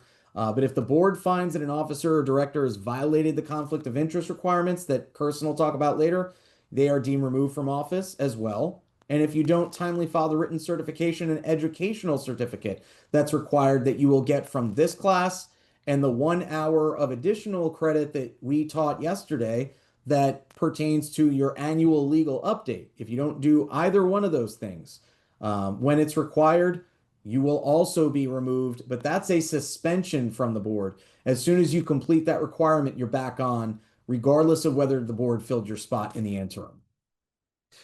All right, moving on to websites. And by the way, all of these things to get you removed from office, frankly, most of them stem from situations that occurred down in Miami or in that general area, but they are all relevant to everyone that's on the board.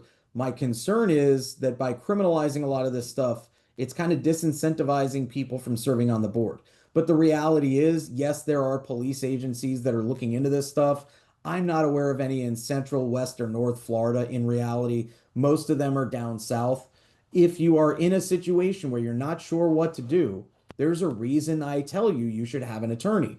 That's the person who should be giving you guidance. Okay, your association counsel should be telling you how to deal with these situations. And if you're not sure how to deal with them, you really need to reach out to that attorney and confirm.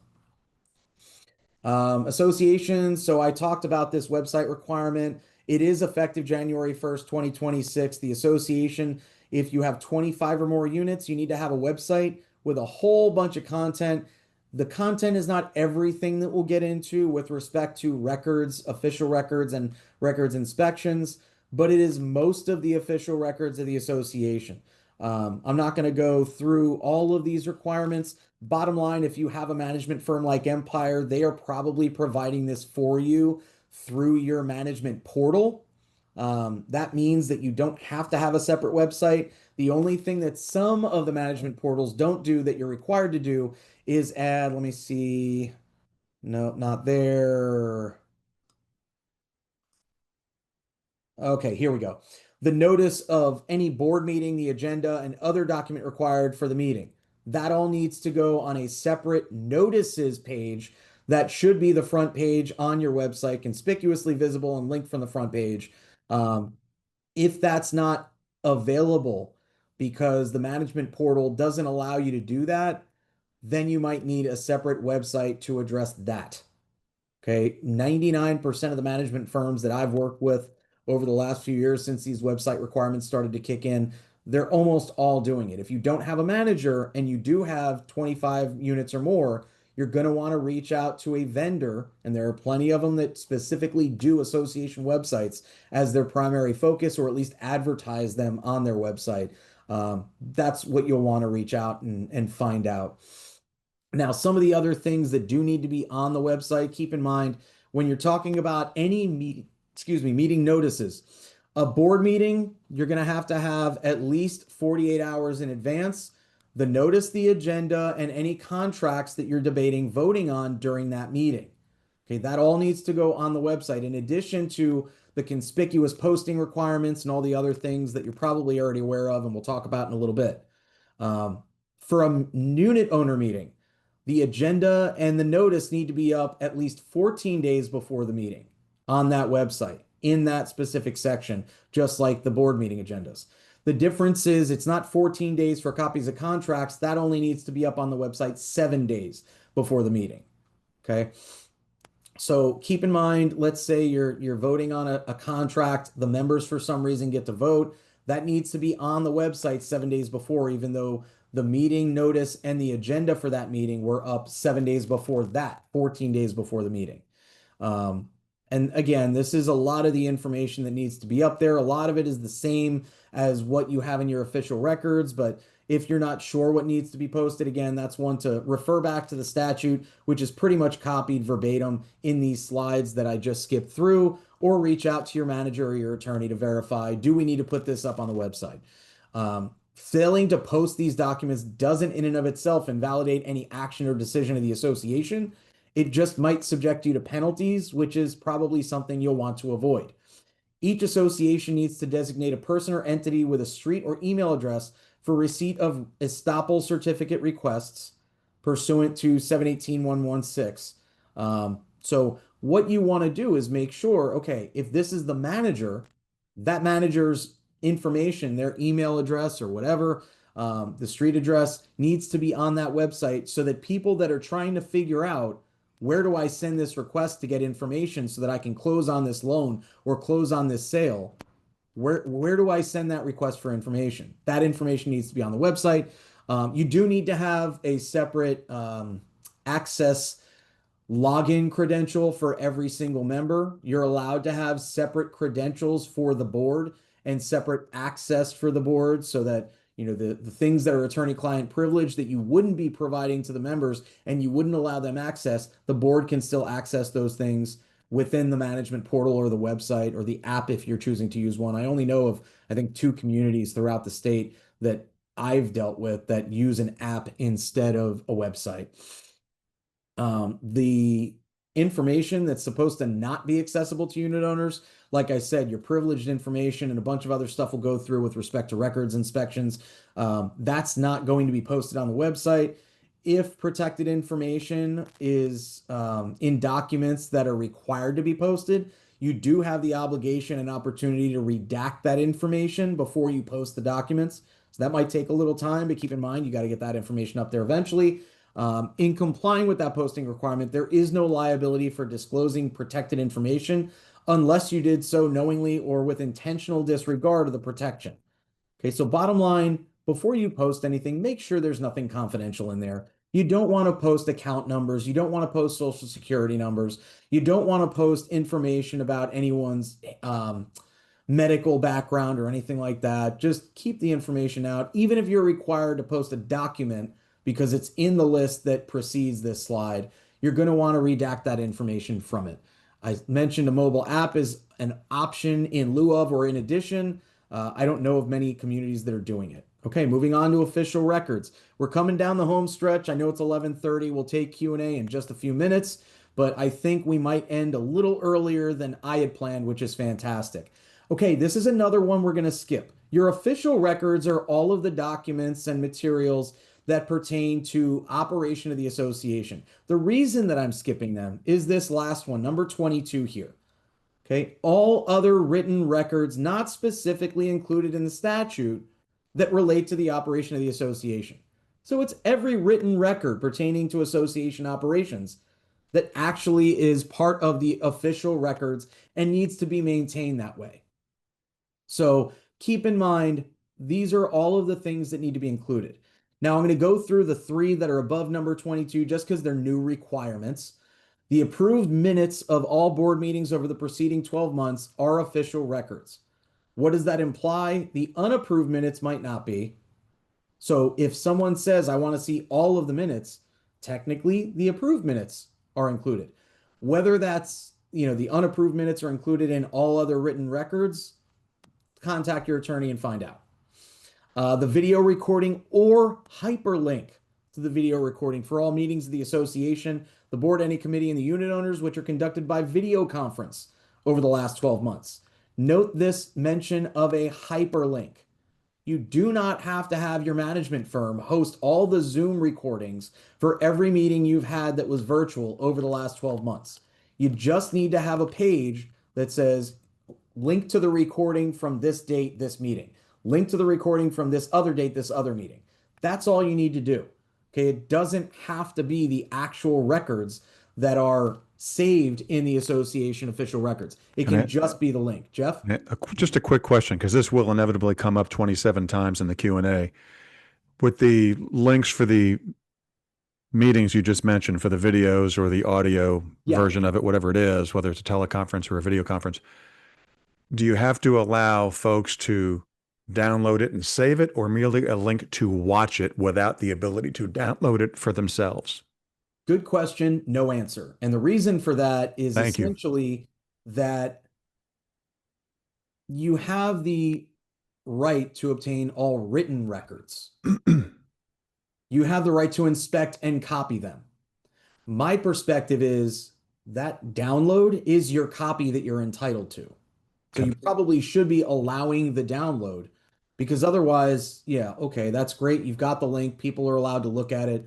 But if they can't use it for any purpose other than viewing it, that defeats the entire purpose of the inspections that we'll talk about in a minute, where the owner does have the entitlement to both inspect and copy your official records. So from Thank my you. perspective, you are risking at minimum, possibly directly violating the statute, but at minimum, you're risking that an owner argues that you didn't allow them to copy the record, you just allowed them to inspect it, and they have a legal entitlement, especially if it's an electronic copy, to a copy of that at no charge, in fact. Well, thanks for clarifying. That saved 27 spots in the Q&A. So, Okay. You can go ahead and take care of those. Fantastic. Much less for me to answer later. I appreciate it. The official records generally need to be maintained for at least 7 years. Now, I haven't talked about all the policies you should have, but the records inspection and records retention policies are things you definitely should have. A records retention policy basically says, here's how we're going to maintain these records. Here's how long we'll keep them. Here's how we're going to upload them to the website and when, after the events occur or before the events occur. Here's how you can ask, when you're talking about your inspection policy, here's how you need to submit your request to inspect them. Here's how frequently you can do it. Here's how long you can take up the association's time. Here's what you'll be charged if you ask for copies and they're not just you taking a digital copy of it. So all of these things should be included in policies of the association. The records retention policy is actually now statutorily required of every condominium in Florida. So that's something you should have done by July 1st of 2024. So if you don't have these policies, please reach out to your attorney. If your attorney doesn't have one that they can prepare for you, I do have some communities that will come to us just to have us put together their document book, which is something I do for every new client, to put together, here's your declaration articles, bylaws. This is not proprietary information. There are other community association attorneys that do it, but most will just download those documents. We'll actually compile it together, put it in one nice, neat OCR and bookmark PDF, and send it over to you. Then we'll create these policies in accordance with your particular governing documents, not just the statutes. So I do have some clients that choose to come and work with us on just those two projects, the policies. There are about 8 that I recommend everyone have. You're welcome to reach out if you want to know what they are. I don't charge for telling you what those are. But there are some communities that'll choose to work with us just on those projects. So enough of the pseudo pitch. Let's get back to business. These records need to be permanently maintained. And this is really the documents you get from the developer and all of your governing documents. Now it's also all meeting minutes. So you need to keep the rules, all of the iterations of the rules. You have to have all of them. That's one reason I suggest that you put everything together in one governing document book, because the easy way of providing those governing documents is in that book. Here's a link to download it. Have a nice day.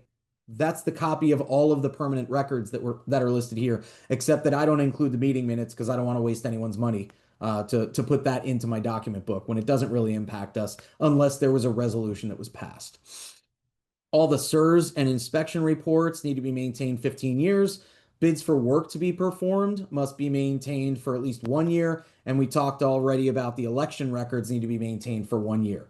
So what do these timeframes mean? They mean that after those times expire, you can actually get rid of all other records that pertain to these issues. So, but if you want to do that, though, you need to have this records retention policy that says we're going to destroy or delete or whatever you want to do with any records that pass these timeframes for these particular categories. Maintenance requirements, the official records now, this is as of last year, need to be maintained in an organized manner that facilitates inspection of the records by a unit owner. What does that mean? In a condo, you can no longer say, here's a bunch of boxes of crap. Here's 40 boxes. Good luck finding what you're looking for. They need to actually be organized now. The easiest way from my perspective to do that is if you've got the storage space, digitize all of your records, put them up on your website, and your response to every records inspection request can pretty much be, that's all on the website. Have a nice day. Presuming that's an accurate statement. If official records are lost, destroyed, or otherwise unavailable, as of last year, you do now have an obligation to actually have a good faith effort to obtain and recover those records that you lost as reasonably possible. Now, if they were deleted by some random director at some point and you know that they deleted them rather than taking them and keeping them, you might not have an obligation to do much more. But if you know John was on the board until 6 months ago, he's the one that has these records, you might need to sue John to get copies. Whether that's reasonable or not is going to be up to your board in discussions with your counsel. I talked about the inspection and copying of these records. If you get a written request by the board or its designee, now that doesn't mean the attorney got a request. I have this come up all the time. And I even have attorneys telling me, you're representing the association, including in this matter that involves my client, so we're submitting this to you. And my response is, I'm not the board or its designee for purposes of records inspections. You need to submit this properly. Okay? Whether or not that's problematic, I give my clients the opportunity to respond to the request anyway, but I do tell the owner or their counsel, I'm not the proper recipient of that request. But if they do submit it in writing to the right person, and by the way, writing could be an email, it could be a napkin, it could be certified mail, depending on your records inspection policy that I think everyone should have. But if you receive that request, the official records must be made available to the owner, and this used to be an or, now it's an and as of last year, the owner's authorized representative within 10 business days. Now, these are business days, not 10 calendar days. So the weekends don't count, holidays don't count towards this 10-day countdown. And it also needs to be produced within 45 miles of the condominium or within the same county. Now, keep in mind, this is what the members have the right to do. Renters have different rights, and they are very minimal. They have the right to inspect the declaration, the bylaws, the rules, and inspection reports. What does this mean from a practical standpoint? A tenant has the right to figure out what rules they're subjected to by living in the community, and the inspection reports to see whether the place that they're going to live is safe. That's it. Okay, the association, like I said, can comply with inspection requirements by having copies of the official records available for inspection or copying on the condo property or association property. That's usually the way that people do this. Or offering the option of making the records available electronically via the internet, either via email, if they're posted on the website, however you want to do it electronically, or you can say, we'll produce a thumb drive that includes everything you're asking for, or allowing them to be viewed in electronic format on a computer and printed upon request. Okay, now the printing, yeah, okay, it is here. The right to inspect those records includes the right to make copies. Now, you can charge the reasonable expense of those copies for anything above 25 pages. So the first 25 pages they get for free. You can also charge for the time that management spends, not the board, but people that you have an obligation to pay the amount of time that they're spending to pull these records for the owner. Hopefully that's nothing because they're all available online, as I mentioned. But you do need to let them use a portable device free of charge to make their own electronic copies of these records in lieu of the association copying them. The association does need to maintain an adequate number of copies of the governing documents, the current rules, the question and answer sheet, and year-end financial information at the condo to ensure availability to unit owners. No one, to my knowledge, has ever disclosed what an adequate number of copies would be. My perspective, if you've never actually been asked for this, keep one copy available and make another copy anytime that someone actually comes to collect it. Now, keep in mind, if this is 200 pages worth of materials and they want all of it, you can charge them for 175 pages of this. Okay, just because you have to have it available immediately doesn't mean that you can't charge for copies. Now, again, as of last year, you do also need to have a checklist of what was and was not provided for inspection and copying. My perspective is this is a checklist that is, here are the categories. At first, when I read this statute, I freaked out a little bit thinking every single one of my clients is going to have an entire list of every record in the universe of records that are the official records of the association. That's not what I've seen any judge or arbitrator rule is actually required. It's just here are the categories we gave, here are the categories we didn't. The good news is you're going to give or not give the same categories every single time. The ones that are statutorily something that the owners are entitled to see, you're going to produce them. The ones that are not something the owners are entitled to see are not going to be provided. So you have one checklist. You just need to give them a copy every time you have a records inspection.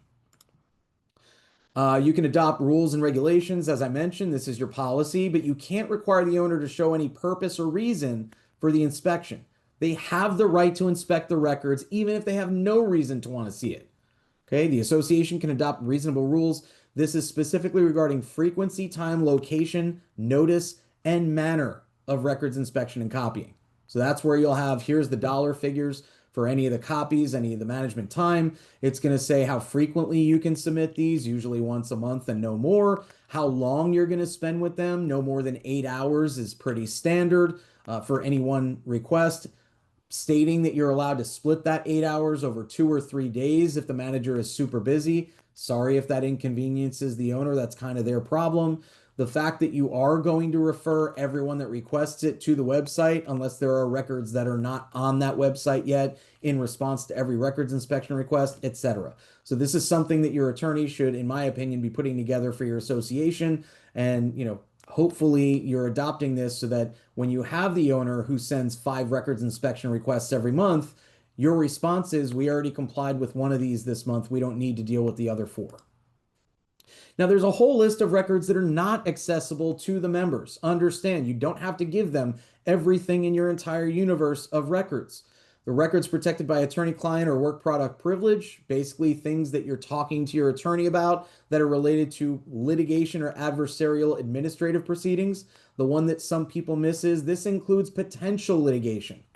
So you've got your covenant enforcement matter. That is privileged. That is a closed meeting. Those emails between your counsel and the association, or between the association board members once you've involved counsel regarding this dispute, that is privileged information that you don't need to produce. Now, don't rely on that for every single email. If there are circumstances that pop up, you're not sure whether the privilege applies, run it by your attorney. Your manager can't give you that legal guidance of whether something is attorney-client privileged. They can tell you that that privilege extends to the entire board and management and the attorney, unless it's about one of those people. Okay? It's not something that any individual member of the board gets to decide, well, I'm going to give it to them anyway. That would be a violation, possibly a breach of fiduciary duty, to disclose privileged information and give away your strategy. Even if that matter is done, that privilege remains. Okay. Information obtained by the association in connection with leases, sales, or other transfers. Usually this is going to be your background checks. I think it's obvious why that information shouldn't get out. Personnel records other than the actual management contract or financial records disclosing the person's compensation. That's not discoverable. Medical records of unit owners, that's HIPAA protected and also not something that any of the members need to see. Usually you're only going to get that in the context of a personal injury lawsuit against the association or a reasonable accommodation request or a modification request by one of the members or residents or guests. You don't need to give away your passwords and security measures and things like that, or your software and operating system. So when you've got your QuickBooks, you're not giving direct access to QuickBooks, you're giving the printout from that report from QuickBooks. You're not going to give out the collection-related acknowledgments by owners, other personal identifying information unless it's provided to fulfill notice requirements. So that email address that someone provides and says, yes, I am designating this email address or this mailing address for purposes of association notices, that's subject to inspection. But the one that they said, I'm signing up for your website or, the management portal, and management has that email address, so the association has it, that is not subject to disclosure in this context. You can have a member roster. You can limit the information there. That's one of those, if it comes up, refer back to this slide or refer to your attorney. Now, you can consent to disclosure of all of this information as an owner. It's not the board's decision whether that owner consents to it. The records that I just mentioned that are not accessible don't go on your website. If you inadvertently disclose this information, unless it's knowing and intentional, you shouldn't be in trouble for disclosing it. And if it's misused, the association is not responsible. For example, if someone requests the ledger for every individual unit in your condo, the association does have the obligation to produce that information in response to a records inspection request without asking why they're asking for it. And if somebody puts out a deadbeat list of everyone that hasn't paid their assessments this month, that's not the association's problem or fault. Okay. So just understand, unless the association has the duty not to disclose the information, you shouldn't be held liable for what someone chooses to do with that. Same thing with the member roster. Okay. When this obnoxious owner asks for the member roster that they're entitled to and then uses it to email every single member of the community once a week, you might be obligated to send kind of like a cease and desist letter to tell them to leave the members alone because it's an association issue, but you're not going to be responsible for the fact that they now have this information because they got it from you. We talked about attorney-client privilege. If you don't provide this information, this access to the records and the right to copy them, presuming payment is made within 10 business days, there is what's called a rebuttable presumption that the association willfully failed to comply. What is a rebuttable presumption? It means that the courts are going to presume that you intentionally failed to produce these records, which is a violation of the statute, rather than that you just had a problem. Now, when we say rebuttable presumption, that means that you can battle that. It means you can provide evidence to show this was not our fault. We couldn't control it. For example, there was a hurricane in the intervening time between when they sent the request and when the 10 business days passed. Okay. It basically shifts the burden of proof from the owner to prove that it was intentional to the association to prove that it was not intentional. Now, that's only if this is submitted in writing. Okay. A unit owner that doesn't get the access, I call this the $500 gift. The association owes $50 per calendar day up to 10 days, starting on the 11th business day after receipt of the written request, if you don't produce these records once you receive a proper request. Okay, failure to permit the inspection entitles prevailing party attorney's fees. So when they file a lawsuit for this $50 a day in damages up to $500 total, they're also going to be entitled to their attorney's fees and costs for having to file that lawsuit to get their records. Now, my perspective is this is something that is statutorily subject to pre-suit mediation. If you get that pre-suit mediation request, unless you have a very good reason not to produce those records, just go ahead and produce them at that time and be done with this situation. And unless they file the lawsuit, that person isn't really going to get their damages, going to get their attorney's fees and costs back. We talked about the second-degree misdemeanor if you intentionally don't do this, or the felony if you do it in furtherance of a crime. If you knowingly and willfully deface or destroy, we talked about willfully and knowingly refuse to release. We talked about destruction of official records in furtherance of any crime. We talked about. So, returning official records. This applies in a condo. There's no statute in an HOA that talks about it. But when you come off the board, you've got 5 calendar days after the election to produce any official records and any property of the association back to the board, whether you're a director or a committee member. Okay, that should be produced to management so that they can add that into the official records. Frankly, you probably shouldn't have had it in your personal possession in the first place. But let's say the association provides a computer for the director to use as part of their work on behalf of the association. Not a common occurrence, but it happens. That computer goes back to the association as well because it's association property no later than 5 days after the election. If it doesn't, reach out to your attorney because they should be sending a demand immediately that this person take care of this. If you willfully and knowingly fail to relinquish the association's records and property, you're subject to civil penalties imposed by the division, which is what the threat is going to be if the person chooses not to turn this stuff over. Now, keep in mind, there are different thresholds and timelines. If it's the management firm that's not doing this, they have 20 business days to turn that stuff over. So there is a different timeline. Don't freak out if your manager hasn't given you everything in their possession within 5 calendar days. And now, the good news is you guys don't have to listen to me anymore other than the Q&A. Yeah, so I'm done with my presentation. Kirstin's going to take over when she jumps back in. But for now, Jeff, I'll let you say whatever you want. And if you want to do the typical, if you're feeling better from the last time we spoke, if you want to jump in and get the Q&A running, you are absolutely welcome to do so. just a couple of quick things. Take a look at the Q&A and what Alan's going to do. First, folks, by the way, Kirstin's going to come on in about 6 minutes. Now is a good time. If you need a bio break, want to get a drink, get a snack, do it now. Because in about 6 minutes, we're going to start with parts 3 and 4. Alan is going to go look at the Q&A module right now and answer a handful of questions Likely will not get to all of them. He'll do as much as he can until the top of the hour. Do you want me to read? Do you want to read? What do you want to save your voice? What you thinking?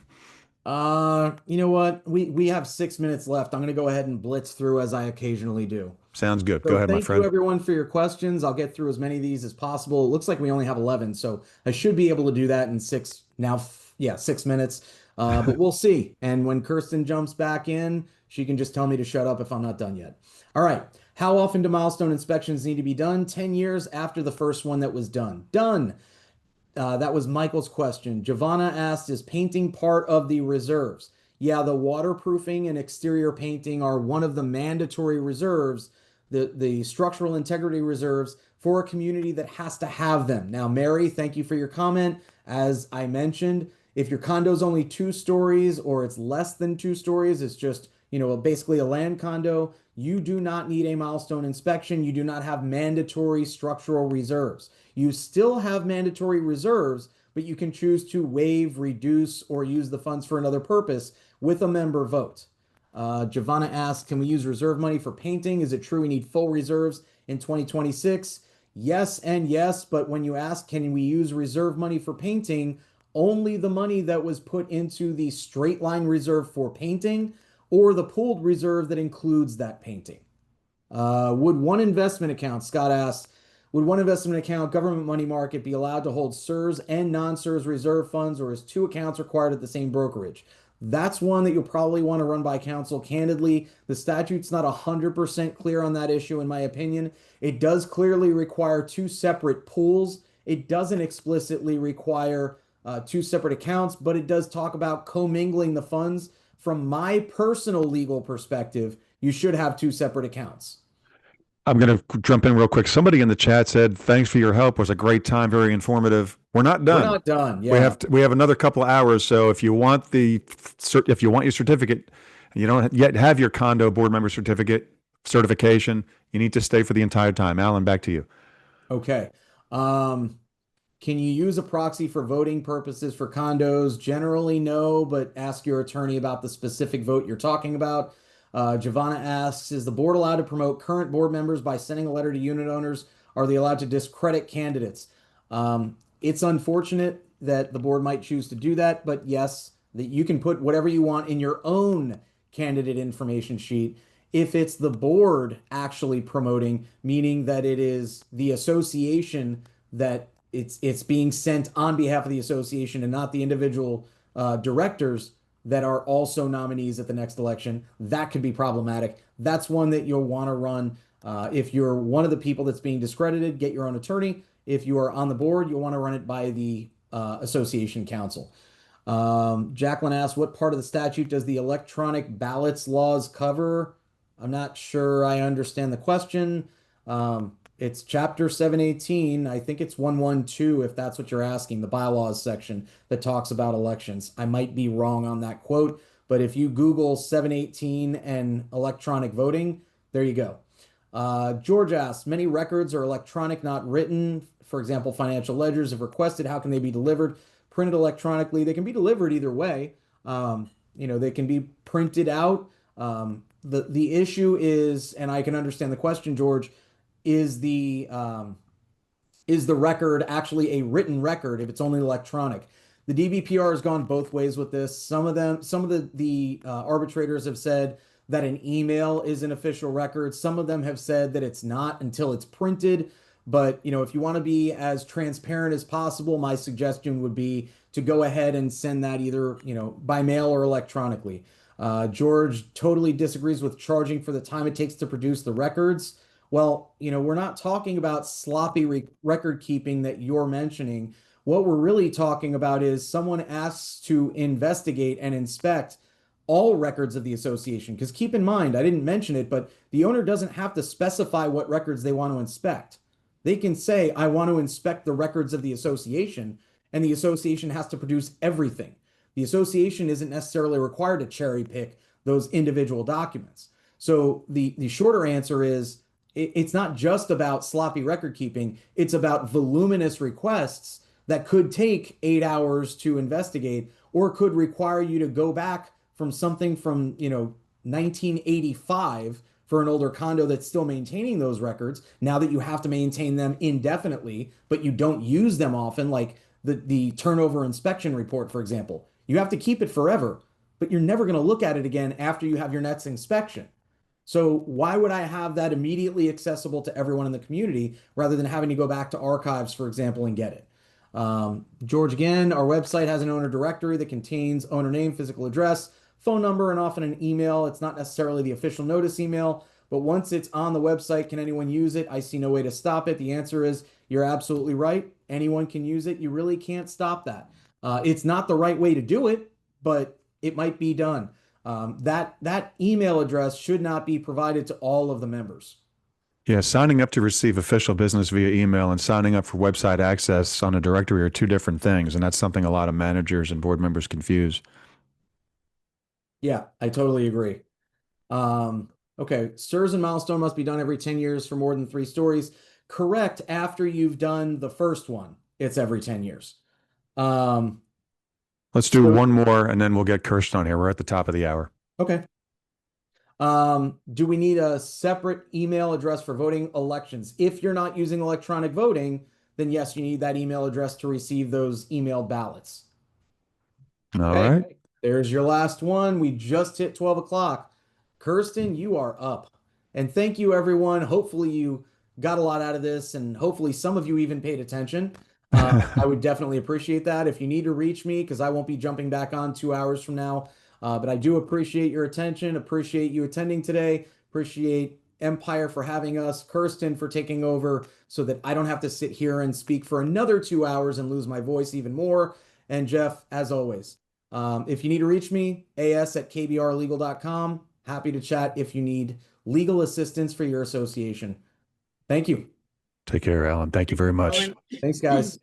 And now I'd like to introduce our second presenter for today. This is our managing attorney over in the Tampa Bay, West Coast of Florida office branch of K. Bender Rembaum. This is the person I affectionately refer to as the walking encyclopedia. This is Kerstin Henze. Kerstin, welcome back.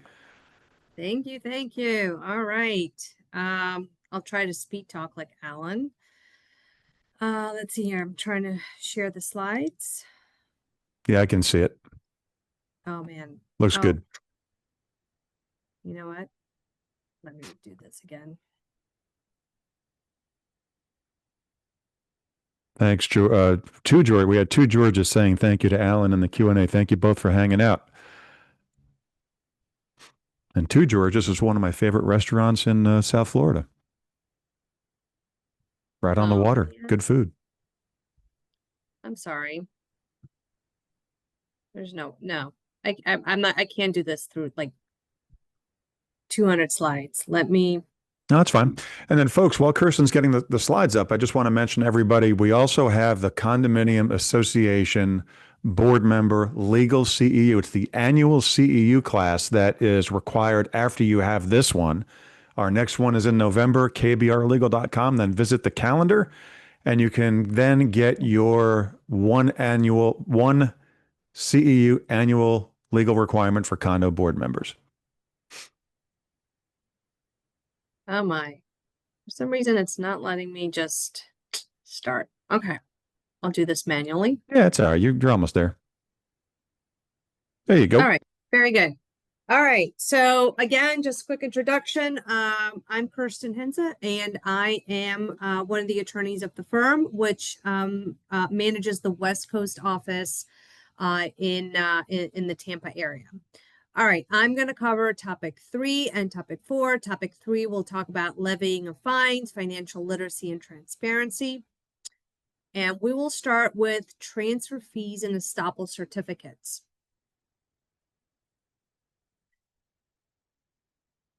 Let me move this part to the side. All right. So when we talk about transfer fees, we're talking about what is also referred to as application fees. And these are fees that are used in connection with a sale or a purchase application. So this will arise and should arise only if you have the authority in your declaration to approve or disapprove purchases, leases, or any other type of transaction, such as quitclaim deeds. So if you do have that authority, 718 provides that the association can charge an application or transfer fee with that application that cannot exceed $150 per applicant, other than husband and wife and parent-dependent child, which are considered one applicant.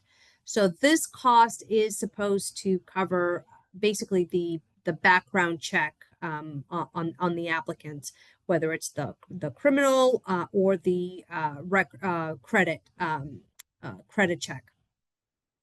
So in addition to being able to charge this application fee, the statute gives associations the authority to also charge a security deposit in connection with a lease, provided the authority is also included in your declaration or bylaws. Okay, so you'll have to check these governing documents to confirm this authority. And if not, you can always amend to include this authority.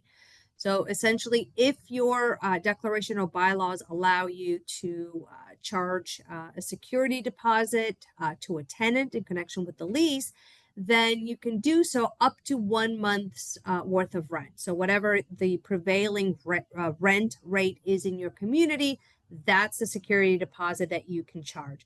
I don't recommend specifically identifying the amount of the security deposit in the declaration or the bylaws. Rather, just amend the bylaws so that it gives you the authority to charge a security deposit up to the maximum amount allowed by law. And then the board can adopt that number by rule or policy. This way, should you ever wish to increase or reduce the amount of the security deposit, you can do so without having to amend your governing documents with membership approval every time. A quick note also about security deposits is that it is only intended to cover damage to the common elements or association property that is caused by the tenant. It is not intended to be used as as advanced assessments or to cover any delinquent assessments that might arise should the owner become delinquent. So that is not an appropriate use of the security deposit. It also cannot be used to cover any fines, unpaid fines that have been imposed, or attorney's fees, or any costs that have been added to the account ledger. Unless, of course, those costs are in connection with damage caused to the common elements or association property.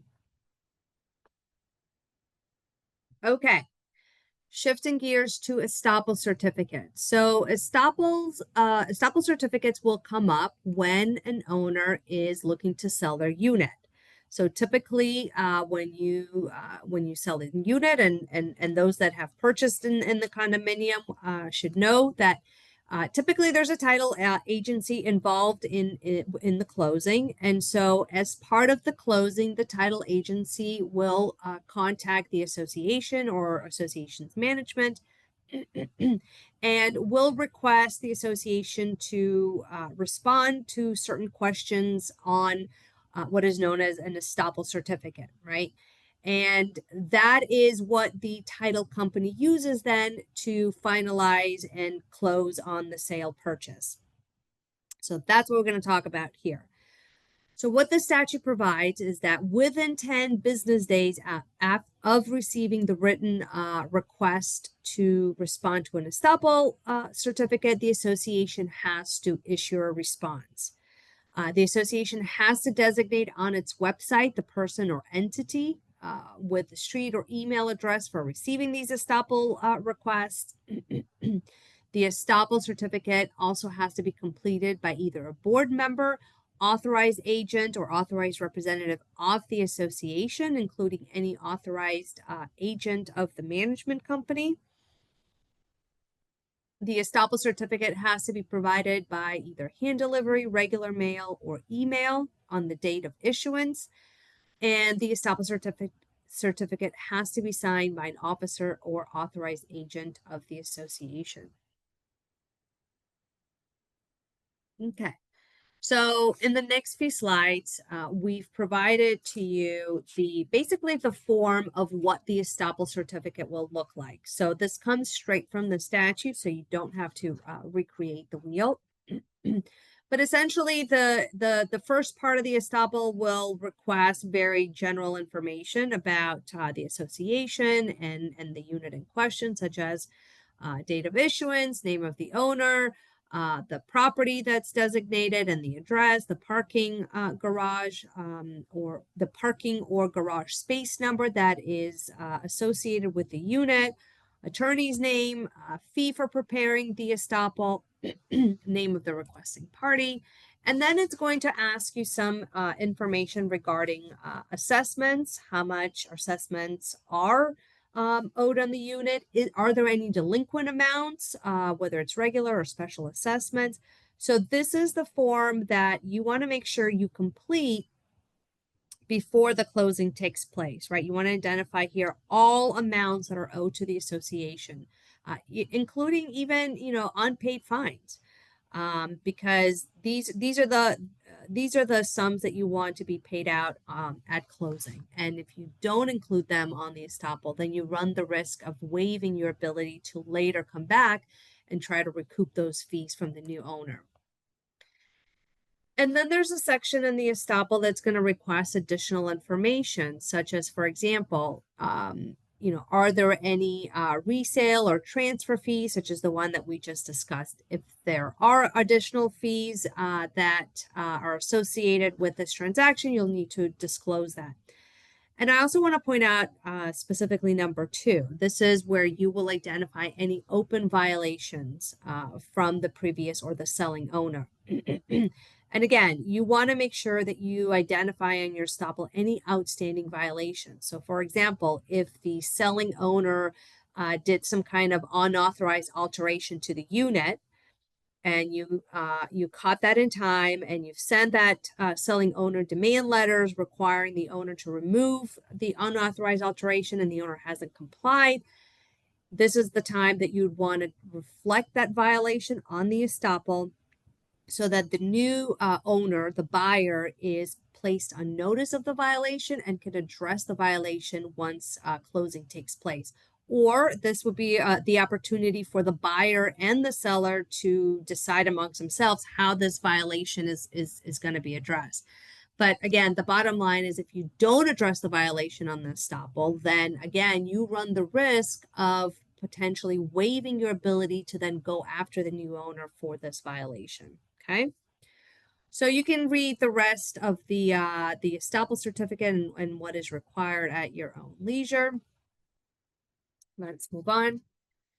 So the association can charge a reasonable fee for the estoppel, for responding to the estoppel certificates. And presently, the fee cannot exceed $290. And that is if the owner is not presently delinquent to the association. If the selling owner happens to be delinquent, then the association can charge an additional fee not exceeding $179 on top of the $299. If the request for responses to the estoppel certificate is made on an expedited basis, then you can charge an additional $119 to respond to the estoppel, provided you deliver the response within 3 business days of the request. And then if the association fails to deliver the estoppel certificate within 10 business days of receiving the request, the fee cannot be charged. Okay. Now, for those who own multiple properties, the statute also identifies a fee schedule of how much the association can charge depending on the number of parcels or units in question. And so for most, this is probably not going to apply, but here it is if you want to go back to it and review it after the webinar. The fees that are specified in the statute will be adjusted every 5 years in an amount equal to the total of the annual increase for that 5-year period in the consumer price index, right? And the DBPR will periodically calculate this fee rounded to the nearest dollar, and will publish the amounts adjusted on its website. Okay. So in terms of the effective periods for these estoppels, if the estoppel certificate is delivered by hand delivery or by email, they are effective for 30 days. Estoppel certificates that are delivered by mail, they have a little bit of a longer effective period, which is 35 days. Now, the association cannot charge for an amended estoppel certificate. However, the association can charge for a new estoppel certificate, even if it's regarding the same transaction, if it is issued or is to be issued after the previous estoppel certificate expires. Okay, so this could come up in the event the closing is postponed for some reason. Sometimes there are delays. And so if that 30-day or 35-day of the effectiveness of the estoppel certificate, if that expires, then you can always issue a new one and can charge for that certificate. Okay. Other information requested. So the association or authorized agent may charge a reasonable fee to a prospective purchaser or lien holder, the current parcel owner or member, for providing good faith responses to requests for information on behalf of the prospective purchaser, so long as the fee does not exceed $150. Plus, you can charge reasonable costs of photocopying and any attorney's fees incurred by the association in connection with the response. So again, this might come up in the sale purchase transaction. Sometimes the lender, lenders might require or request certain information from the association so that it can make a determination of whether or not it is willing to lend money to the buyer. And so if you get such a request, this is the statute that you can use in order to charge reasonable fees for responding to that request. Now, pursuant to 718, the association and its authorized agent are not liable for providing information in good faith pursuant to a written request if the person that's providing this information includes the following disclosure on the estoppel, which is: the responses herein are made in good faith and to the best of my ability as to their accuracy. Other purchase sale documents that you might come across would include the condominium question and answer sheet. This has to be updated annually and must be provided to prospective purchasers. And this is basically a one-page document, and you can download this from the Division of Condominium. So you can Google the division's website, and it should be part of the forms that they keep. And it'll ask you questions like, who are the voting members? Are you allowed to lease in the condominium? and what are your use restrictions? And there are other questions. So the board needs to respond to those questions and then keep this Q&A or Q&A sheet as part of your official records. I'm about to place a link into the chat. It's the DBPR's Condominium Information and Resources page. Everything Kerstin's mentioning can be accessed through that. So I'll put it in the chat right now, everybody. Thanks, Jeff. The seller's duty to provide, the seller also has a duty to provide the buyer notice of all hidden defects. Okay.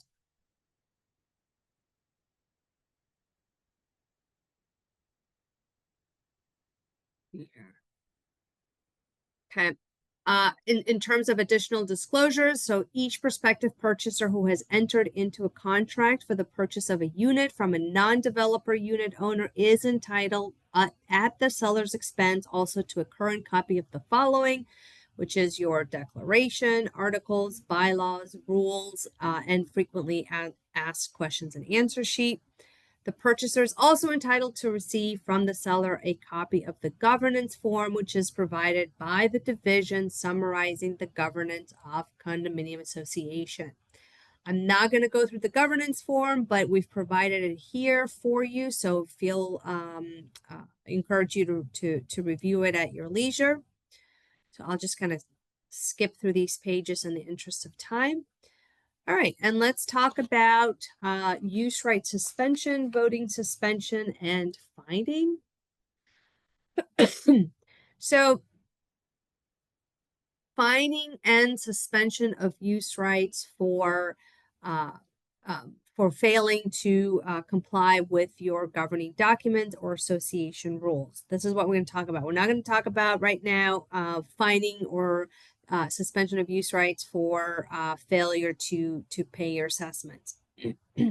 So generally, the authority to fine and suspend use rights for violations is already provided in the statute, so you don't need to have express authority in your governing documents to do so. Okay? The statute gives you the authority. Now, the fine or use right suspension cannot be levied unless two things happen. It's really a two-step process in the condominium statute. There's the first part, which is the part that the board has to adopt the fine or the suspension. However, it cannot be imposed unless the owner is provided with a notice of a hearing and the opportunity to come before a committee. And that committee needs to, or notice of that committee hearing needs to be provided to the owner at least 14 days prior to the date of the hearing. Okay, so you have to give notice of that committee hearing at least 14 days prior. Now, the hearing has to be held before the impartial committee of at least 3 individuals. And the role of the committee is not to negotiate the fine or the suspension. It really is limited to determining whether to confirm or reject the fine or the use right suspension levied by the board. Okay, so it's really just a yes or no vote. And if the committee does not confirm the fine or the suspension, then it cannot be imposed. Now, the impartial committee must consist of at least 3 members who are not officers, directors, or employees of the association, or the spouse, parent, child, sibling of the officer, director, or employee. Okay, so I recognize that for some communities, it's virtually impossible to get an impartial committee because you just can't get these at least 3 members who are not otherwise an officer, director, or employee, or any relative of these individuals, right? Especially if you're a smaller community. So if that's the case, then, fining or suspension of use rights might just not be the appropriate remedy for your community. So that doesn't mean that you don't have other remedies. You certainly do have other remedies. And we actually offer another webinar seminar where we talk about, remedies that the association has to enforce violations. Okay, so you might want to look into attending that webinar if you want to learn a little bit more. So, but for those of you for whom fining and suspension of use rights is still a viable option, then note that the fine, based on current law, the current state of the law is that the fine may not exceed $100 per violation, but it can be levied on the basis of each day that that violation continues, not to exceed 1,000 in the aggregate.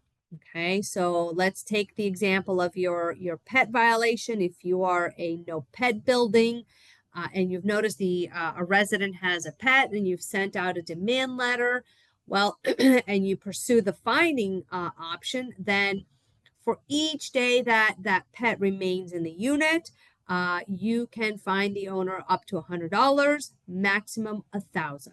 Okay, and then you have to go through the fining process to get that fine imposed. A fine, just also be aware that a fine cannot become a lien against a unit for condominiums at least, okay? Which means that if the owner does not pay the fine, you cannot file a claim of lien against the unit and recover that amount through the lien foreclosure process. The fine will simply just sit on the account ledger, and hopefully you can recover it when the unit sells. So you would disclose that on the estoppel certificate that we just discussed, and it hopefully gets paid at closing. So if the fine, if it is imposed, is also due 5 days after the date the committee meeting at which the fine was approved. Now, in terms of suspending use rights for failing to pay a monetary obligation, this is something that that can be done by board action alone. So unlike suspending use rights for covenant violations, which requires that committee hearing and the 14-day notice, if you're simply suspending because the owner is delinquent on a monetary owed to the association, that suspension can be done by board vote only. And you would only be able to suspend use rights if the owner is more than 90 days delinquent on any monetary obligation due to the association. So monetary obligation would include not only regular or special assessments, but certainly any attorney's fees, any interest, late fees, costs, even a fine. So if you've imposed a fine and it hasn't been paid, that's considered a monetary obligation, and you can therefore suspend use rights. The use right suspension will then be effective until the monetary obligation is paid in full. Now, while the association can suspend the rights of an owner, occupant, licensee, or invitee to use common elements in common facilities, so this will typically apply to common facilities such as your pool, your tennis courts, your clubhouse, your library, and any other amenities that you might have. However, this would not apply to limited common elements intended to be used only by that unit. So, for example, you wouldn't be able to suspend the use right of an owner to use a balcony if that is considered a limited common element under your declaration. You also wouldn't be able to suspend use rights to common elements needed to access the unit, utility services, parking spaces, or elevators. Okay. So again, this would only be a viable option if you have the ability to control access to your facilities, right? So if you have a fob or key system that you can just deactivate, then this could be a useful tool for enforcement. You also have the option to suspend voting rights if the owner is more than 90 days delinquent in a monetary obligation due to the association. Now, in order for the voting suspension to take place, written notice of the suspension must be mailed or hand-delivered to the owner and if applicable, to the occupant, licensee, or invitee. And the voting suspension will be effective until the monetary obligation is paid in full. So not only does the owner have to be delinquent for more than 90 days, the delinquency has to also be greater than $1,000, and proof of the application must also be provided to the owner 30 days before the suspension takes effect. Now, I want to also point out that in 2020, there was a case law that came out. A case came out in the 3rd District Court of Appeals, which provides that for those declarations recorded prior to the effective date of this amendment to the statute that allows voting suspension, the authority to suspend voting rights must be in the declaration, or the declaration must contain Kaufman language in order to allow associations to suspend voting rights. So what that means is, remember I said in order to fine or suspend use rights for covenant violations, you don't need to have express authority in your declaration, okay? Because the statute gives you this authority. Well, what this case law says is that basically, unless you have Kaufman language, you need to have express authority in your document allowing you to suspend voting rights.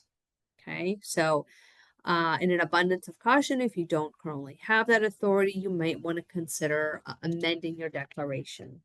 Now, if the owner's voting rights have been suspended, the voting interest allocated to a unit may not be counted toward the total number of voting interests for any purpose, including the number necessary to establish quorum and the number required to approve an action, including elections. So what that means is, let's say you have a condominium with 100 units, right? And let's say quorum for your condominium is a majority. So that's 50% plus one.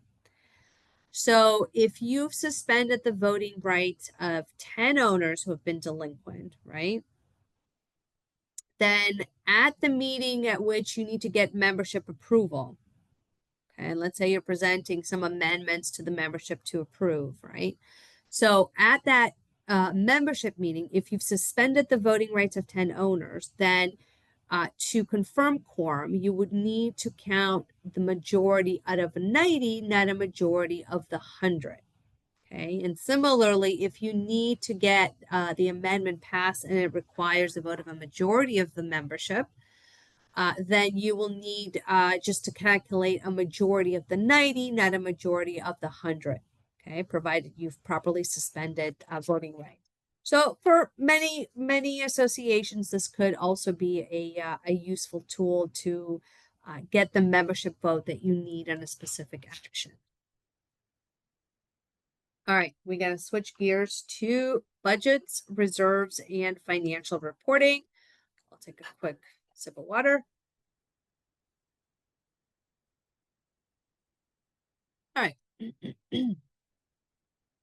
So the board must prepare an annual budget every year, which must include estimated revenues, operating costs, and reserves for the upcoming fiscal year. Your budget also has to reflect beginning and ending periods of the fiscal year and the total assessments for each unit type. I will tell you, I've dealt with a lot of division complaints over the years where owners have challenged the board's budget, budgets that didn't even contain the period of the fiscal year, right? And so you want to make sure that you have an accountant that understands associations and association budgets and can assist with creating budgets that comply with Florida statutes and the Florida Administrative Code. Okay, so make sure you consult with your accountant when you make your budgets. So we've listed here some line items that you might see on a budget. Certainly, this is not an all-inclusive list. These are just some of the more common ones that you might see, and you might have significantly more than what I've provided here, but you'll have most likely a line item for administration, management fees if you are a condominium that's managed by a property management company. You'll definitely identify all of your repair maintenance obligations. If you have rent under a land or a rec lease, you will include that in your budget. Taxes, insurance costs. If you have professional expenses, such as if you have legal counsel on retainer, or you have an engineer you're working with, an accountant, so you would include all of those expenses on your budget. So in terms of the budget adoption process, the annual budget is adopted by the board at a properly noticed board meeting that is open to all owners. And the statute does require the board to provide at least 14-day written notice to the owners of the budget meeting. So you have to either mail, hand deliver, or electronically transmit, meaning via email, the notice of the budget meeting at least 14 days prior to that budget meeting, and you will also enclose a copy of your proposed budget with that notice. Okay. Now, the person that's providing notice of this budget meeting also has to execute an affidavit attesting to having complied with this 14-day notice. Now, if the board makes a change on the budget during this properly known as board meeting, it does not need to resend or renotice the budget meeting, right? So the budget is an estimate. So if during your meeting you have to make a few adjustments, that is absolutely okay.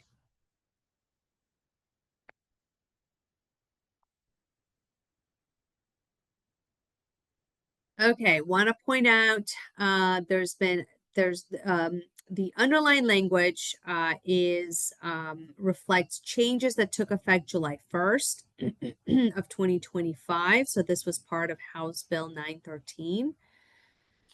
So it used to be that the board adopts the budget, but if the budget adopted by the board exceeds 150% of assessments from last year, so there's a 15% increase, more than a 50% increase in the budget from the previous year, then the statute gave owners the ability to propose and adopt an alternate budget. Okay. In all my time practicing in this area of the law, I've never seen the membership do this correctly, but it nevertheless gave owners that option. Well, that process has been eliminated. Now, what the statute provides, effective July 1st, is that if the board proposes a budget which exceeds 115% of assessments for the preceding fiscal year, the board must simultaneously propose at the budget meeting before you adopt the annual budget. You have to propose a substitute budget that does not include any discretionary expenditures that are not required to be in the budget.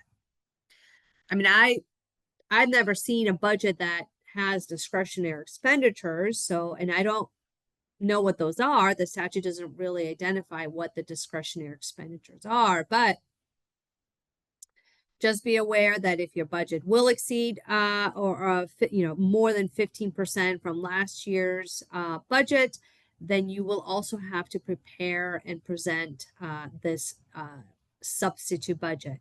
Now, in calculating whether the budget will exceed this 115% over the prior year, you will have to exclude the following items. Excuse me, reserves for repair replacement of condominium property, your CEUs reserves, and then insurance premiums. Okay, these expenses will not be part of that calculation of 115%.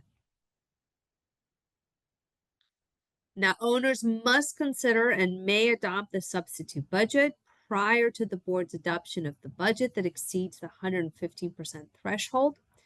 And an adoption of the substitute budget requires the affirmative approval of the majority of all the voting interests, unless, of course, your bylaws provides for a higher voting requirement. If the substitute budget is not adopted, then the annual budget that is previously proposed by the board may be adopted. And at least 14 days before the budget meeting in which the substitute budget will be proposed, the board has to hand deliver or mail to each owner notice of the meeting.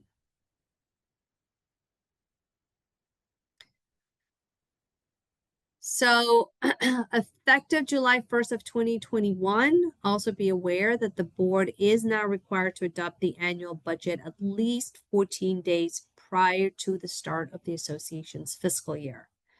So you'll have to confirm with your bylaws what that fiscal year is. For most, it'll probably be a calendar year, but just, double check with your bylaws. So make sure the budget is adopted at least 14 days prior to the start of your fiscal year. And then in the event the board fails to timely adopt the annual budget a second time, this is deemed a minor violation and the prior year's budget continues in effect until the new year, the new budget is adopted. Okay, we're going to transition to reserves because reserves is going to be the sort of second portion of your budget, right? So your budget is going to contain operating expenses, and then it's also going to contain your reserve schedule. So what I'm talking about here is going to be your non-CEUs reserves. Okay, Alan covered CEUs, I'm sure, ad nauseum. So, we're going to talk about the non-CERS reserves. So I've provided here definitions of capital expenditures, deferred maintenance, which is what the statute references in terms of your reserve expenses. So some examples of capital expenditures and deferred maintenance reserves that you might have in your budget could be, for example, well, your roof replacement and building painting are part of your CERS, but if you're subject to the CERS, but you might have, sidewalk improvements, seawall replacement, air conditioning replacement, and you might have other expenses as well. So this is just an example. So what the statute provides before this, CERS came into play is that your budget must include reserve accounts for capital expenditures and deferred maintenance, including but not limited to your roof replacement, your building painting, your pavement resurfacing, and then any other item that has a deferred maintenance expense or replacement cost that exceeds $25,000. So, your roof replacement and your painting will be part of the CERS, but, pavement resurfacing, that's not something that's captured in your CERS. So that's something that you are still required to maintain and fully fund, as well as any other item that has a deferred maintenance expense or replacement cost that exceeds $25,000. This was a change in House Bill 913 that was signed into law, and it became effective July 1st. It used to be $10,000, but now this threshold was increased to $25,000. So in this slide, you'll find basically a synopsis of how you have to compute your reserves. The amount to be reserved has to be computed using a formula based on estimated remaining useful life and estimated replacement cost or deferred maintenance expense of the reserve item. And you will include basically a reserve schedule for your non-CERS reserves that will identify, your total estimated useful life of the asset, your estimated remaining useful life of the asset, estimated replacement cost, and then estimated fund balance. So if you haven't done this already or not in a while, certainly should consider hiring a reserve specialist to assist you with getting your reserve schedule done for your non-CERS reserves. Okay. And then waiving or reducing reserves. So what the statute says is that you have to fully fund these non-CERS reserves, right? That requirement didn't go away. It's still in the statute. And certainly applies to every condominium in the state of Florida, whether you are under 3 habitable stories or over 3 habitable stories. So you have to fully fund. However, the statute still permits associations to waive or reduce non-CERS reserve funding. So this is only permitted for non-CERS reserves. Okay. The board adopts the budget with reserves fully funded unless reserves are waived or reduced by the approval of a majority of the voting interest. So first, whether you want to give the owners the option to waive or partially fund your non-CERS reserves is completely within the discretion of the board. You don't have to give them the option to vote to waive or partially fund. You can totally adopt a budget with fully funded non-CERS reserves. Okay, that's a board discretion.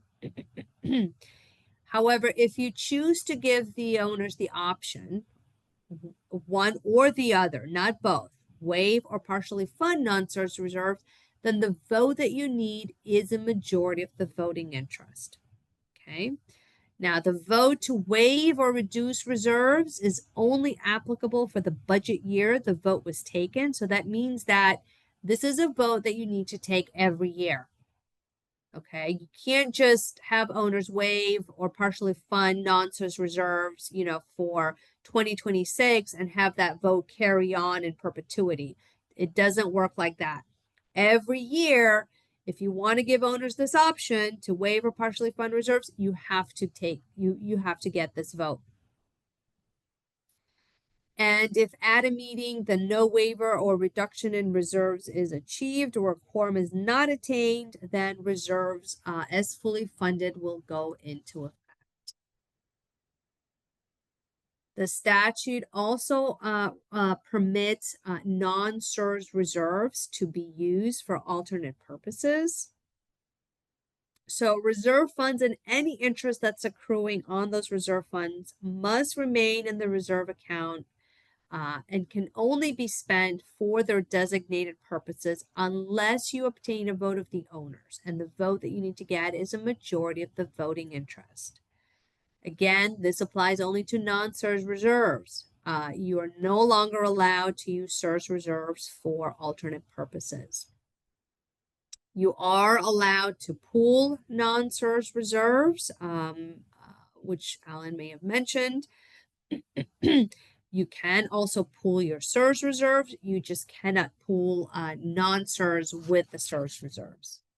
If you do give owners the option to vote to either waive or partially reduce reserves or to use reserves for alternate purposes, then the statute says that you have to provide this disclosure on your limited proxy and on the ballot that the owners vote on, okay?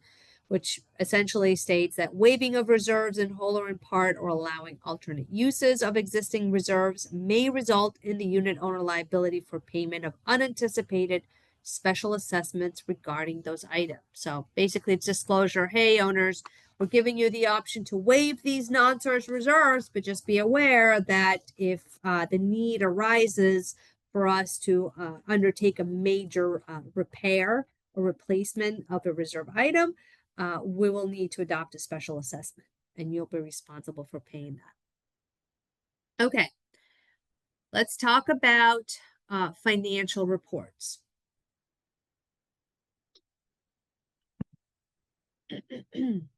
So every year, the association has to do an end of year financial report. So within 90 days after the end of your fiscal year or annually on a date that's provided in your bylaws, the association has to prepare this financial report. The statute also says that once that report is prepared, and typically will be prepared by your accountant, within 21 days after the financial report is completed, or received from the third party, but no later than 180 days after the end of the fiscal year, the association has to either provide a copy of the financial report to the owners, or you have to give them, send them written notice, letting them know the report is completed and will be provided to them free of charge upon their written request.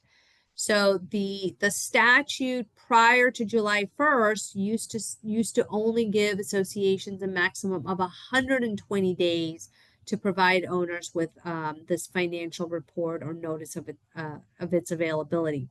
Now that 120 days has been extended to 180 days after the end of the fiscal year, so you have a little bit more leeway, or your accountant, at least your accountant does, to get this financial report prepared. Now, the level of the financial report that the accountant will have to prepare will depend on the total annual revenue of the association. So unless your bylaws specifically say that your association has to prepare an annual audit, then the level of your financial report will depend and default to the dollar thresholds that are set forth here, which are in the statute. So for example, if your association's total annual revenue is at least $300,000, but less than $500,000, then you're only required by law to prepare reviewed financial statements. And then if your total annual revenue is 500,000 or more, you have to prepare audited financial statements. Okay. But if your bylaws specifically require you to do an audit, then that is what you have to go with. Okay. If you don't want to have to do a financial audit, if you're not otherwise would not otherwise be required to do so because your annual revenue is less than $500,000, then you may want to consider amending your bylaws to remove the audit requirement and simply allow you to do a financial report based on your annual revenue as provided in the statute. Also note that members can vote for a reduced level of financial reporting, but cannot do so for consecutive fiscal years. This was a change in the law that took effect last year. All right, so that was the end of topic 3. We are going to switch now to topic 4. And in this topic, we'll talk about notice and meeting requirements, insurance requirements, and conflicts of interest. All right, membership meetings first.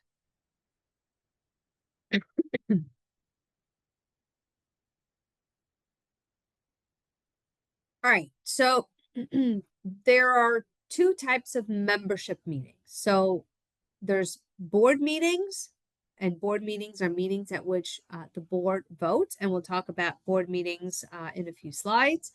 And then there are membership meetings, and membership meetings are meetings at which the members vote. Membership meetings are not typically meetings where you just report the state of affairs of your condominium, right? That's typically done at a board meeting where the board might just, want to report, right? Membership meeting is a meeting that you're going to have only if you need owners to vote on something that they are legally entitled to vote on, right? So owners don't just get to vote on everything. So if you're looking to present owners amendments to your governing document, or if you want owners to vote on, to waive your non-service reserves, you'll have your membership meeting. And there's 2 types of membership meetings that you will have.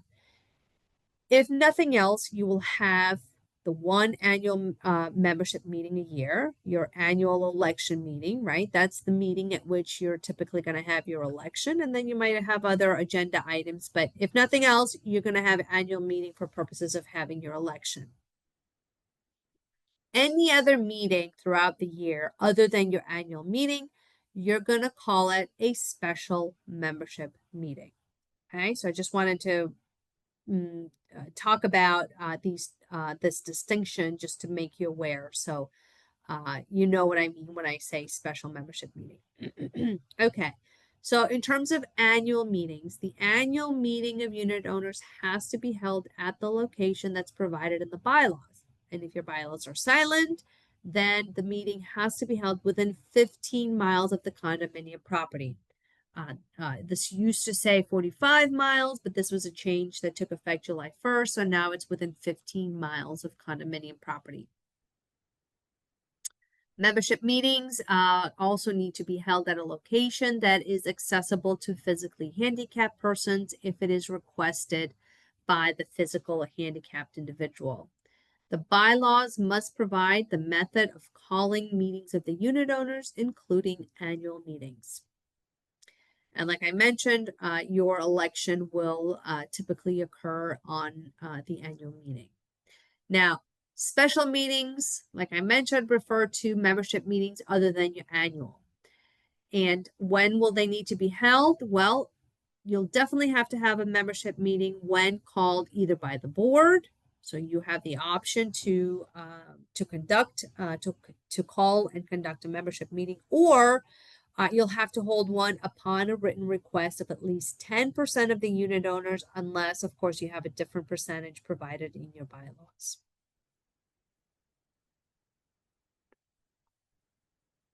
Just a reminder for everybody who are posing questions about the class and what Kerstin is covering into the chat.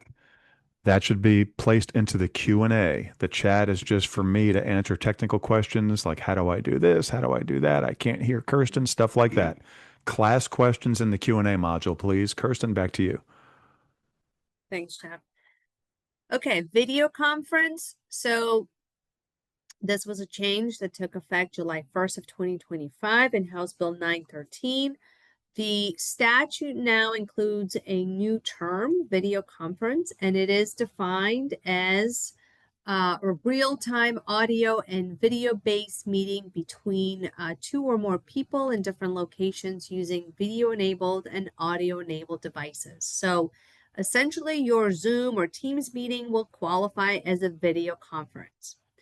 And what the statute now says is that notice of any meeting that will be conducted by video conference must have a hyperlink and call-in conference telephone numbers for unit owners to attend the meeting.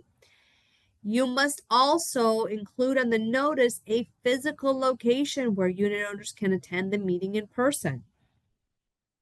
So, since COVID, for years, many boards just chose to conduct meetings virtually, right? It's convenient. I don't blame you. And for years we've had this question, do we also need to have a physical location for this meeting? Can we just do it virtually? And the opinion of the firm has always been, even before the statute, that the best approach is to have meetings.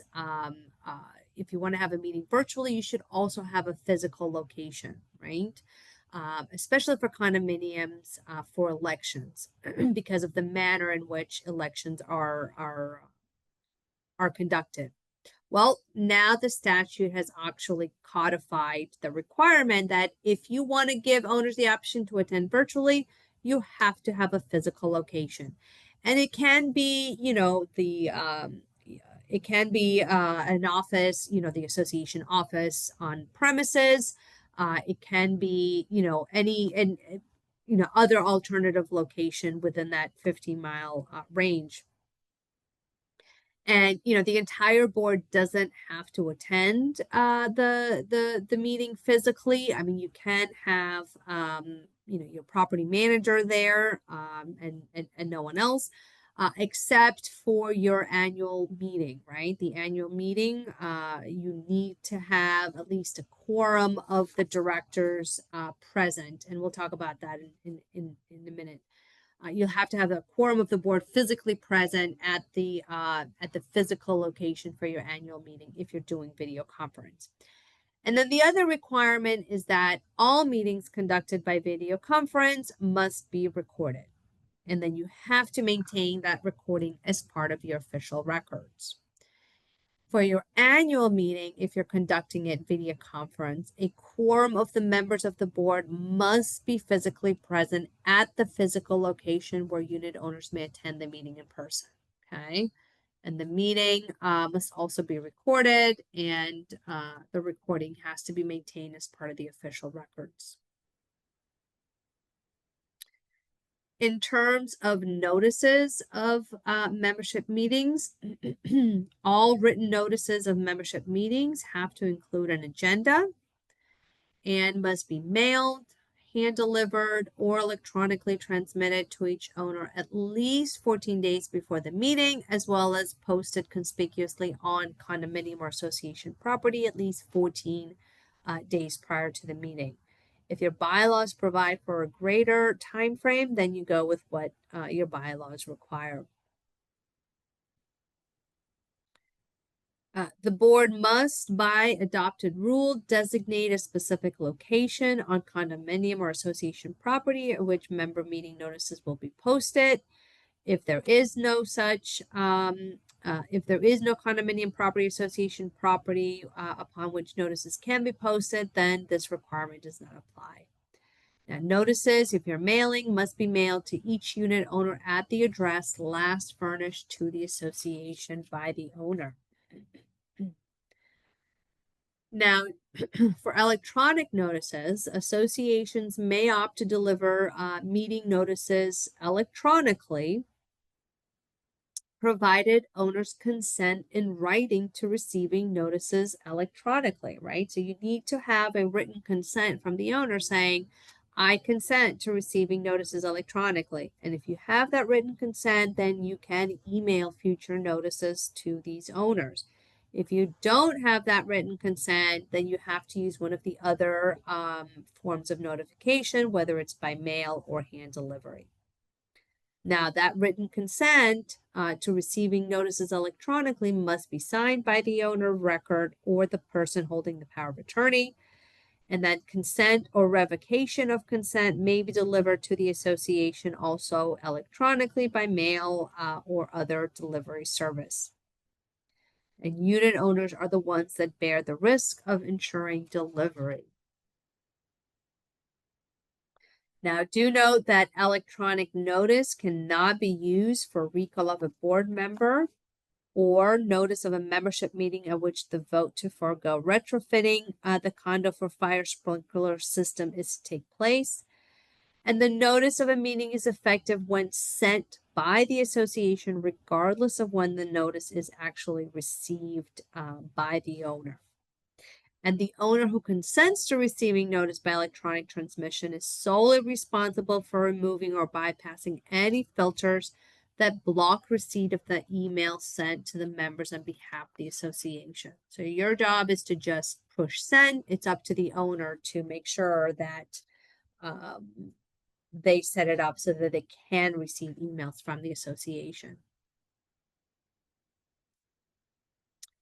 Now, for those owners who do consent to receiving notices electronically, the association is required to maintain the email addresses and fax numbers for those owners.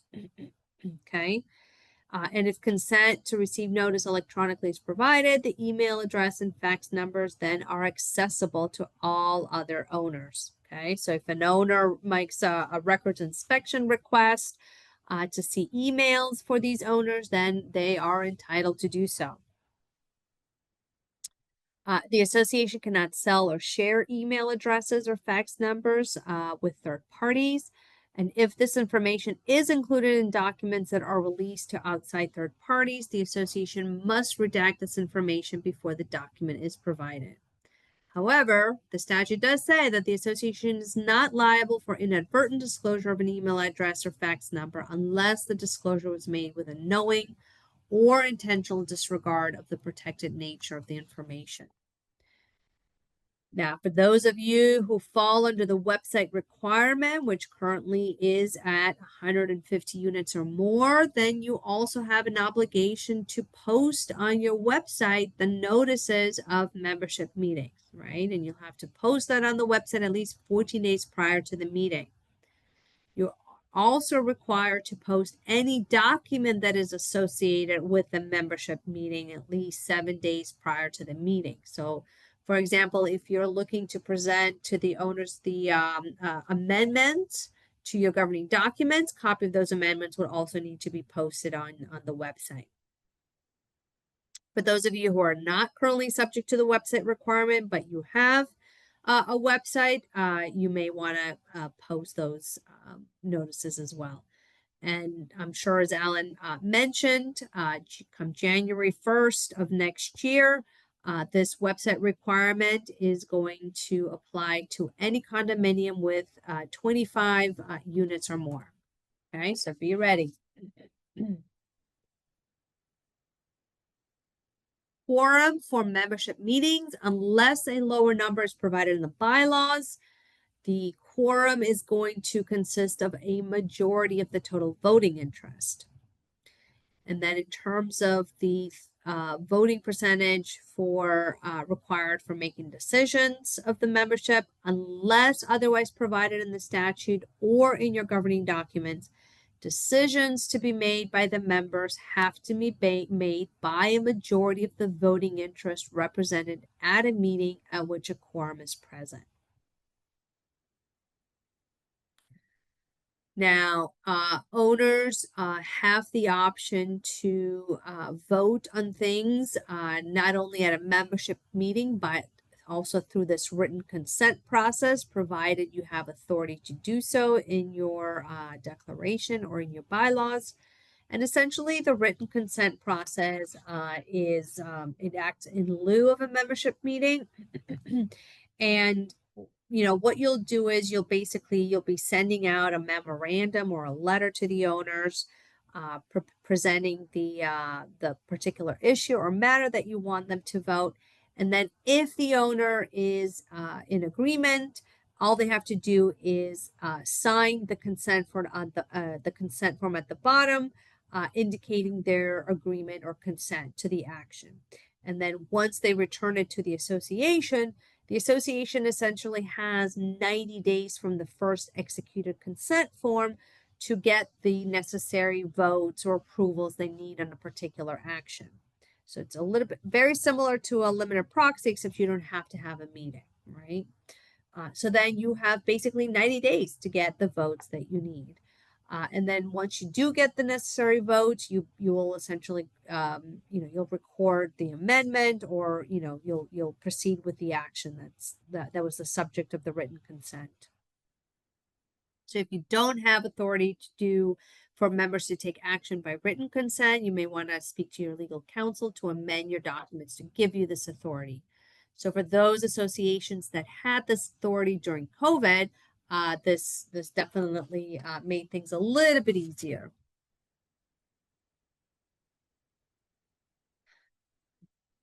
Okay, voting by proxy. Oh.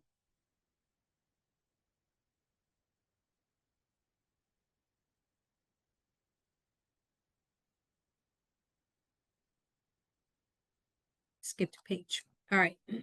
The right to speak. Members have the right to speak at meetings with regard to all agenda items, and the association may and should adopt reasonable rules governing the frequency, duration, and manner of member statements. Owners also have the right to record and videotape a meeting subject to reasonable rules adopted by the division. And I've included here some of the rules that the administrative code will allow. So you can read those if you're interested. All right, voting by proxy. So there are two types of proxies. There's general proxy, and then there's limited proxy.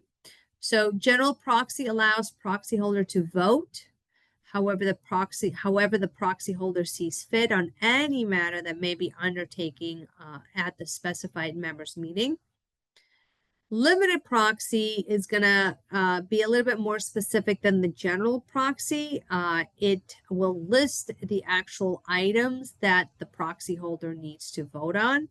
And the statute actually requires a limited proxy to be used for specific things. And it's really what you will be using if you need owners to vote on anything specific. So for example, if you want owners to vote on waiving or reducing reserves, or to reduce the financial reporting requirement, certainly to amend any of your governing documents, or any other matter under the Condominium Act or your governing documents that require owners to vote, you would be using the limited proxy.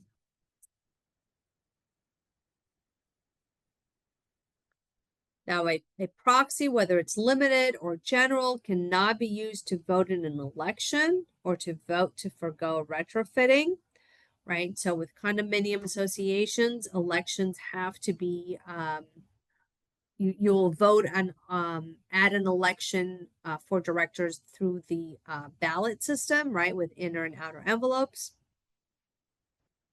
A proxy given is also effective for the specific meeting for which it was originally given, and then any lawful adjourned meeting thereof. And in no event can a proxy be valid for a period longer than 90 days after the date of the first meeting for which it was given. So proxy is good for 90 days. And if you do not get the votes that you need at a specific meeting, know that you can always recess and reconvene that meeting for as many times as needed up to that 90th day time frame in order for you to get the votes that you need. And if you end up not getting the votes that you need at that 90th day mark, then obviously the issue dies. You're going to have to adjourn the meeting and then perhaps consider reintroducing the matter later on. Okay. Every proxy is revocable at any time at the pleasure of the member who is executing. All right. And we're off to board of directors meetings.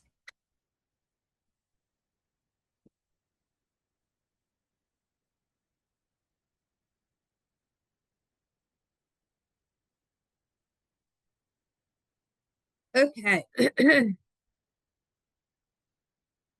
So officers and directors have a fiduciary responsibility to unit owners and must act reasonably. This is what is called the business judgment rule. It's okay to not be right, right? So you're not required to make perfect decisions as long as your decisions are reasonable, made in good faith. The courts will defer and not second guess the business judgment of the board.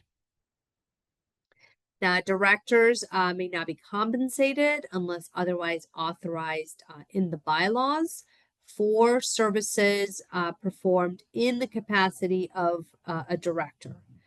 However, if if a director is looking to enter into a specific contract with the association for services other than in relation to their director's duties, then that transaction will simply just be subject to the conflict of interest disclosures. Okay, so two separate things. There's the compensation for director services as a director, and then there's compensation for services other than director duties. So that is subject to conflict of interest, and we'll talk about that momentarily. So unless otherwise provided, corporate powers of a corporation not-for-profit are exercised by the board, and therefore the board is responsible for carrying out the association's duties unless otherwise specified by law or the association governing documents. So that means that, owners only have the right to vote on things that the statute or governing documents specifically give them the right to do. No board member, not even the president, should make unilateral decisions unless power is delegated or it's an emergency. And the board is generally responsible for the maintenance of association property, the health, safety, and the welfare of the residents. So kickbacks, this was something that was introduced in the statute several years ago. And what it currently states is that an officer, director, manager may not solicit, offer to accept, or accept a kickback. And the term kickback is defined to mean anything or service of value for which consideration has not been provided for an officer, director, or manager's own benefit or that of their immediate family from any person providing or proposing to provide goods or services to the association. Any officer, director, or manager who knowingly solicits, offers to accept, or accepts a kickback commits a felony of the third degree and is subject to a civil penalty and must be removed from office and vacancy declared. However, there is no prohibition against an officer, director, or manager from accepting services or items received in connection with trade fairs or education programs. Also, an association and its officer, directors, employees, and agents may not use a debit card issued in the name of the association or billed directly to the association for the payment of any association expense. And any person who uses a debit card issued in the name of the association or billed directly to the association for any expense that is not a lawful obligation of the association commits theft. Okay, so there's a huge push to get away from use of debit cards. Now, a director or officer charged by information or indictment with any of the following crimes must be removed from office. And they include forgery of a ballot envelope or voting certificate used in a condominium election, theft or embezzlement involving association funds or property, destruction of or refusal to allow inspection or copying of official records, obstruction of justice, and then any criminal violation under the Condominium Act. So, in these instances, the board must fill the vacancy until the end of the suspension period or the end of the director's term, whichever occurs first. If the charges are resolved without a finding of guilt, then the director officer must be reinstated for the remainder of his or her term. A director or officer who has such charges pending may not be appointed or elected to a position as a director or officer of any association and may not have access to the official records of any association, except if a court order allows it. So there are basically 6 ways that you can get off the board if you're currently on the board and you're looking to get out. You can certainly resign in writing. You can get recalled. And a recall is a process that requires membership approval. So just like owners appoint directors, owners can also remove directors from the board. If you are delinquent in the payment of any monetary obligation due to the association that's greater than 90 days, you're deemed to automatically abandon your seat. Okay, it's not even something that the board needs to confirm. You're automatically off the board. Criminal charges involving theft or embezzlement of association funds. Knowing or willing violation of the Condominium Act, the division for any knowing and willing violation of the Condominium Act, the division may order removal of the officer and can certainly levy fines. And then failure to satisfy your certification requirements, which is why you're here, will certainly constitute a suspension, okay, until you've complied with your certification requirements. All right. In terms of what is required of director meetings,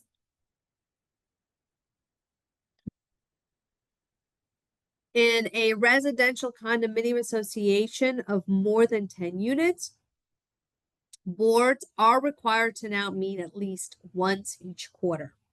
So no longer okay that you meet, once, twice a year, maybe. At a minimum, you have to have a board meeting once a quarter. And then at least 4 times each year. It could be each quarter, but the statute doesn't say that. So at least 4 times a year, the meeting agenda has to include an opportunity for members to ask questions of the board. And at times, the board may take action outside of the context of a properly noticed board meeting. The law does allow you to ratify at the next properly noticed board meeting. And then just also be aware that board members may use email as means of communication, but cannot use email to cast a vote on association matters.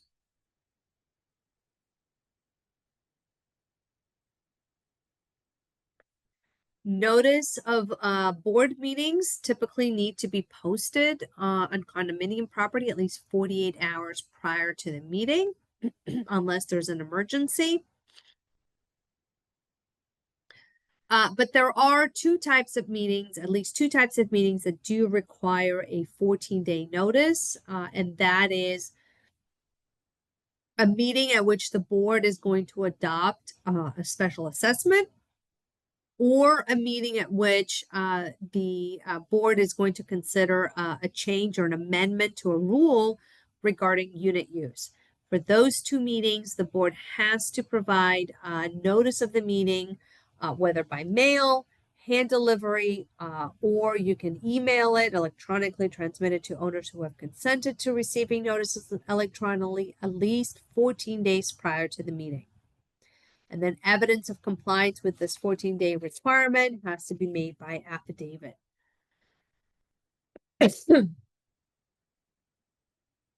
The statute also allows board meetings to also be conducted in person or by video conference.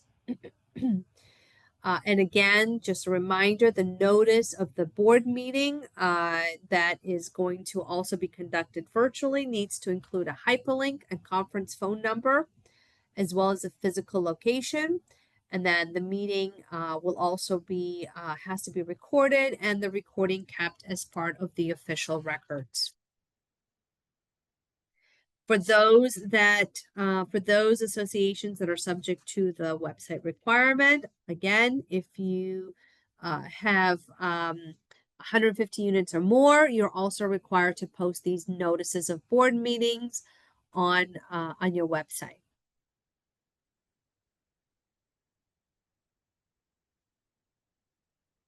Board meetings must specifically identify all agenda items. An item that's not included on the notice may be taken up on an emergency basis by a vote of at least a majority plus one of the board members. And then such emergency action must then be noticed and ratified at the next board meeting. If 20% of the voting interest petition the board to address an item of business, then the board has an obligation to notice a board meeting. So within 60 days after receipt of the petition, the board must place the item on the agenda of its next regular board meeting or any special board meeting called for that purpose. If the agenda contains an agenda item with regards to adopting or approving a specific contract. So if the board is looking to approve a proposal or a contract, the statute now says that a copy of the contract has to be provided with a notice and be made available for inspection and copying. And also note that notice of any meeting at which regular or special assessment against the owners will be considered must specifically state that assessments will be considered and provide the estimated cost and description of the purpose of the assessment. Now, meetings of the board at which a quorum of the board is present are open to all unit owners, except for two types of meetings that are not. And those are meetings between the board and the association's counsel with regard to proposed or pending litigation, if you're looking for or seeking legal advice, and then also meetings held for the purpose of discussing personnel matters. Okay, those are meetings that are exempt from owner attendance and participation. Unit owners can also tape record and videotape meetings of the board, subject to the reasonable rules of the division, which we've included here as well, so you can read those at your leisure. Now, unit owners have the right to attend board meetings, and that right includes the right to speak at meetings with reference to all designated agenda items, as well as the right to ask questions relating to reports on the status of construction or repair projects, the status of revenues and expenditures during the current fiscal year, and other issues affecting the condominium. However, the association may and should adopt written reasonable rules governing the frequency, duration, and manner of member statements. For quorum purposes, a majority of the board present at a board meeting shall constitute a quorum.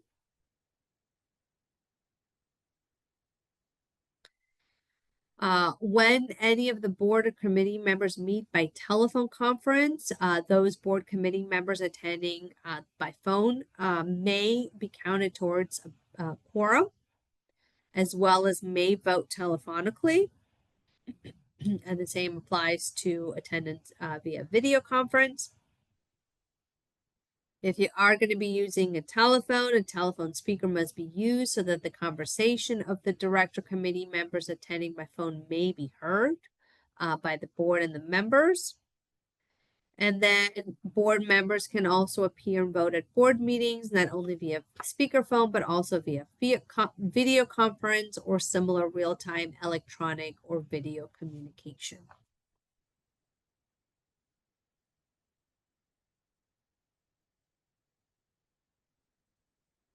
In terms of voting, unless otherwise provided in the Florida statutes or in your governing documents, the action of a majority of the directors present at a meeting at which a quorum has been attained constitutes the actions of the board. And then directors may not vote by proxy or by secret ballot at board meetings. The only time that they are allowed to vote by secret ballot is when they are electing or appointing officers. And by secret ballot, I mean you can use a post-it essentially to cast a vote for the officer positions.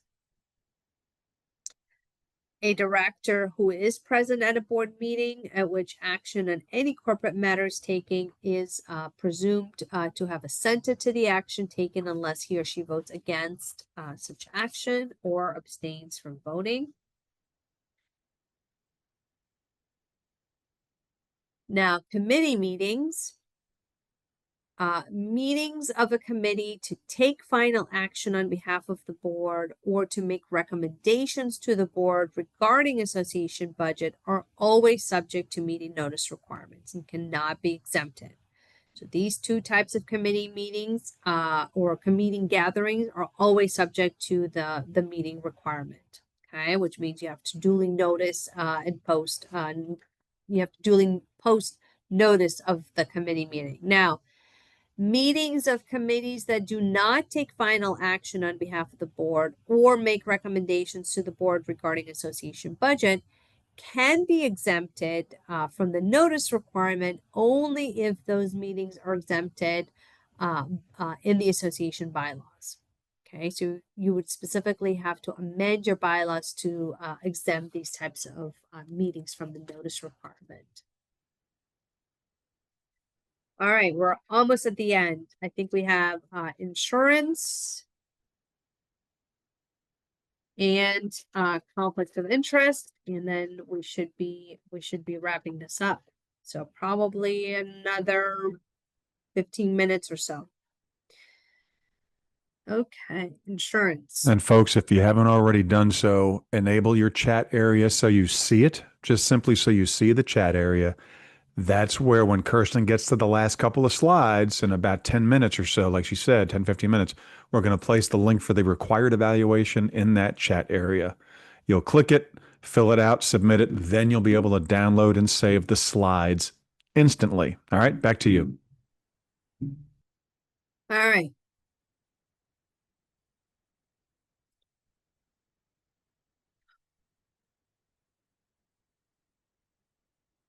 All right, in terms of insurance, a unit owner controlled condominium association must use its best efforts to obtain and maintain adequate insurance to protect the association property, the common elements, and the condominium property required to be insured. Okay. Now, adequate insurance, regardless of any requirement in the declaration adequate property insurance, regardless of any requirement in the declaration for coverage by the association for full insurable value, replacement costs, or similar coverage must be based on the replacement cost of the property to be insured as determined by the appraiser. Okay. Which has to be updated at least every 36 months. The association should also have liability insurance for directors and officers, insurance for the benefit of association employees, and then flood insurance for common elements, association property, and units. Now, fidelity coverage, the association is required to maintain fidelity bond coverage for any person who controls or disperses funds of the association. So fidelity bond is what would provide coverage in case you have a claim of embezzlement if an association director or officer embezzles funds, it's the fidelity bond coverage that will provide insurance coverage, not necessarily liability insurance. So the term persons who control or disperse association funds includes but is not limited to individuals authorized to sign checks, as well as the president, secretary, and treasurer of the association. Now, the fidelity bond coverage has to cover the maximum funds that will be in custody of the association or its management at any one time. And the association will bear the cost of the bonding. Effective July 1st of 2024, if the division receives a complaint, the division will monitor an association for compliance with its statutory insurance requirements and may issue fines and penalties established by the division for failure of an association to maintain the required insurance policy or fidelity bond. Now, every property insurance policy issued or renewed on or after January 1st of 2009 must provide primary coverage for all portions of the condominium property as originally installed or replacement of like kind and quality, as well as all alterations or additions made to the condominium property or association property. Okay. The exclusions from association coverage are unit owner's responsibility to insure, which we've identified here. So the association's coverage must include basically all property that is within the unit or limited common elements, such as floor, wall, ceiling coverings, electrical fixtures, appliances, water heaters, water filters, built-in cabinets, window treatment. All of this property that's within the unit is the obligation of the unit owner to insure. Now, be aware that as of July 1st of 2010, the ability of the association to force place a unit owner's coverage requirement was eliminated. So what that means is that the statute does not currently require owners to maintain insurance coverage for the items that we've listed here in the second bullet point. Okay. That is on the owner to insure, but there's no legal obligation on the owner to do so. So if the association wants to force owners to maintain insurance for these items, you would have to amend your declaration to require that insurance. Okay. And then unit owners are responsible for the cost of reconstruction of any portion of condominium property for which the property insurance and costs of any such reconstruction done by the association is chargeable to the unit owner and may be enforced and collected in the same manner as assessments. So in terms of repair obligations after a casualty, any portion of the condominium property that has to be insured by the association against property loss, which is damaged by an insurable event, must be reconstructed, repaired, or replaced as necessary by the association as a common expense. Okay, so this will come up in the event there's a hurricane or similar, inclement weather event, which is considered an insurable event. If there's damage to condominium property that the association is responsible for insuring, then the association is the one that's responsible, obviously, for repairing as a common expense.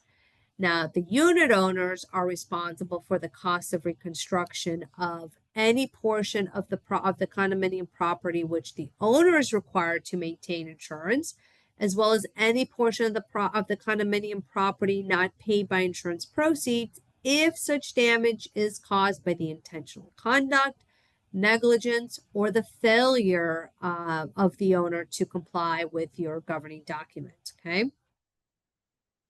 And the cost of any such reconstruction work undertaken by the association would then be chargeable to the unit owner and enforceable as an assessment.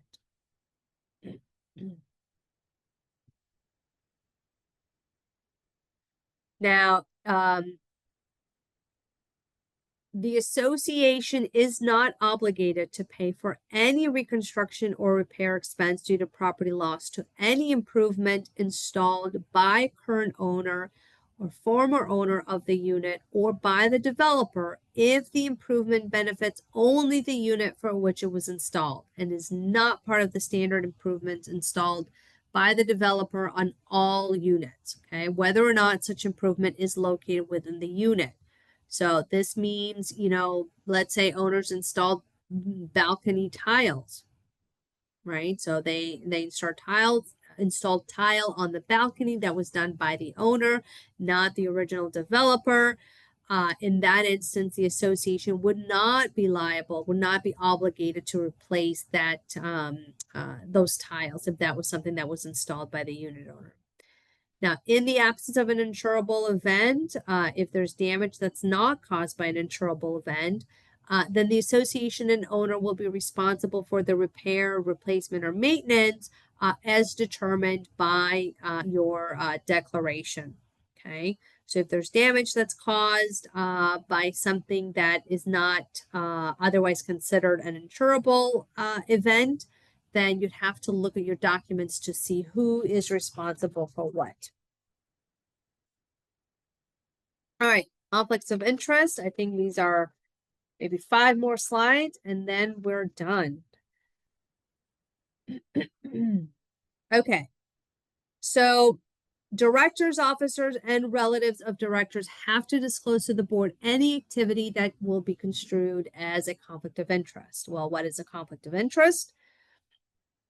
The statute says that there is a rebuttable presumption that a conflict of interest exists if these two things exist. Either the director, officer, or relative of the director and officer enters into a contract for goods or services with the association, or these individuals have an interest in an entity that is looking to enter into a contract with the association. So a good example would be, the board president has a plumbing business, Joe the plumber, and the president wants to provide plumbing services to the association.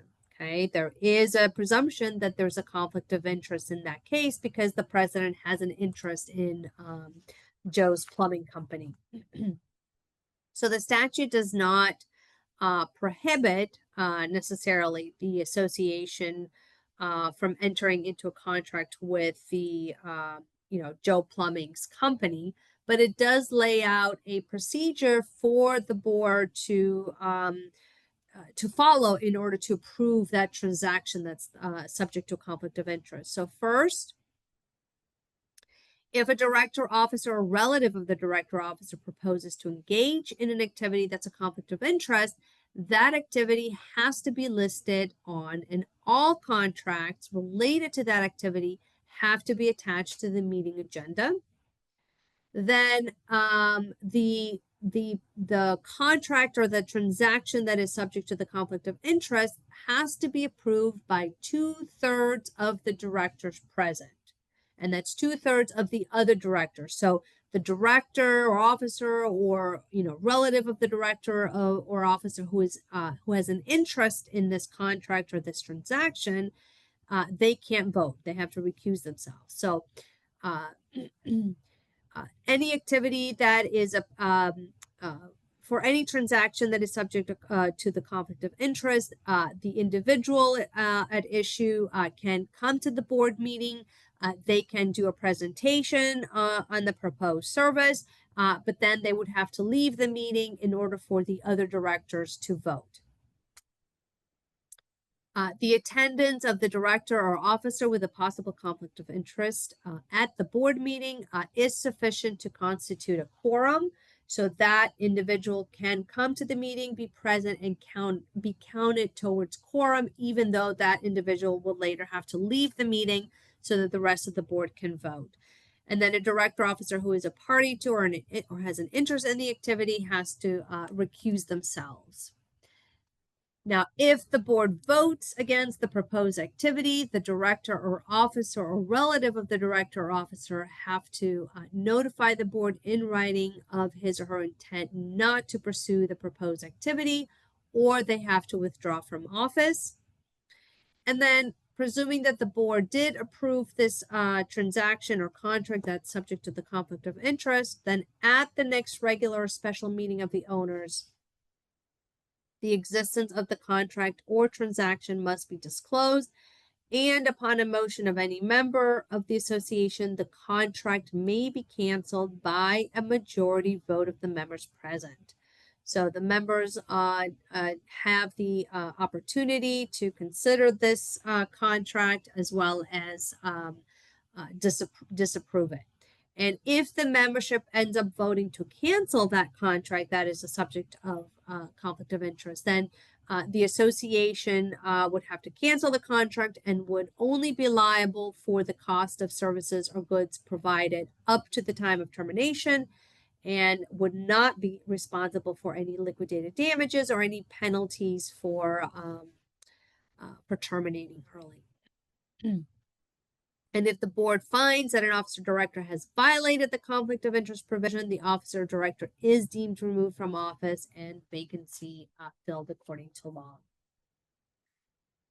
Now, a contract entered between a director, officer, or relative of these individuals and the association that has not been properly disclosed as a conflict of interest is voidable, and the contract terminates upon filing of written notice of terminating the contract with the board, which contains at least 20% of the voting interest of the association. And an association that's managing a condominium with 150 or more units must also post on its website any contract or document regarding this conflict of interest. There is a similar conflicts of interest provision in the statute regarding to your community association manager, CAM, or community association management firm, which is referred to here as a CAM firm.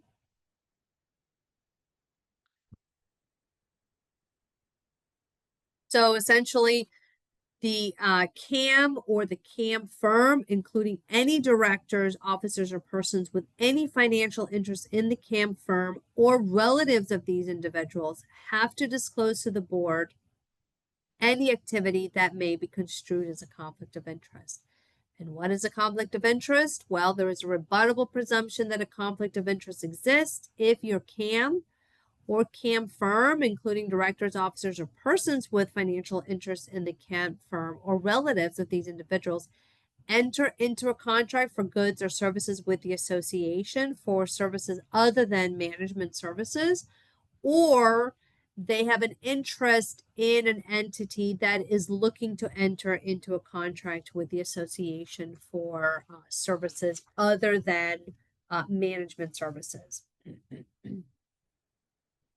And similarly, as with the director conflict of interest, the proposed transaction or the proposed contract has to be identified on the agenda of the meeting, and copies of the proposed contract will also have to be provided with the notice.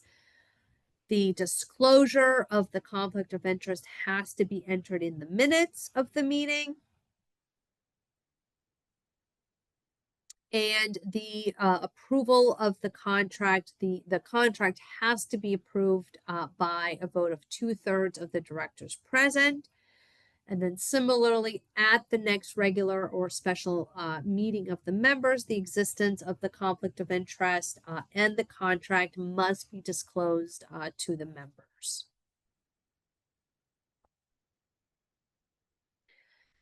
If the board finds that the CAM or CAM firm, including the directors, officers, and persons with financial interest in the CAM firm, have violated the section, that then the association may cancel the management contract with the CAM or CAM firm, And in such event, that would only be liable, the association would only be liable for services rendered through the date of termination and would not be liable for any termination fees or liquidated damage or any penalties for terminating early.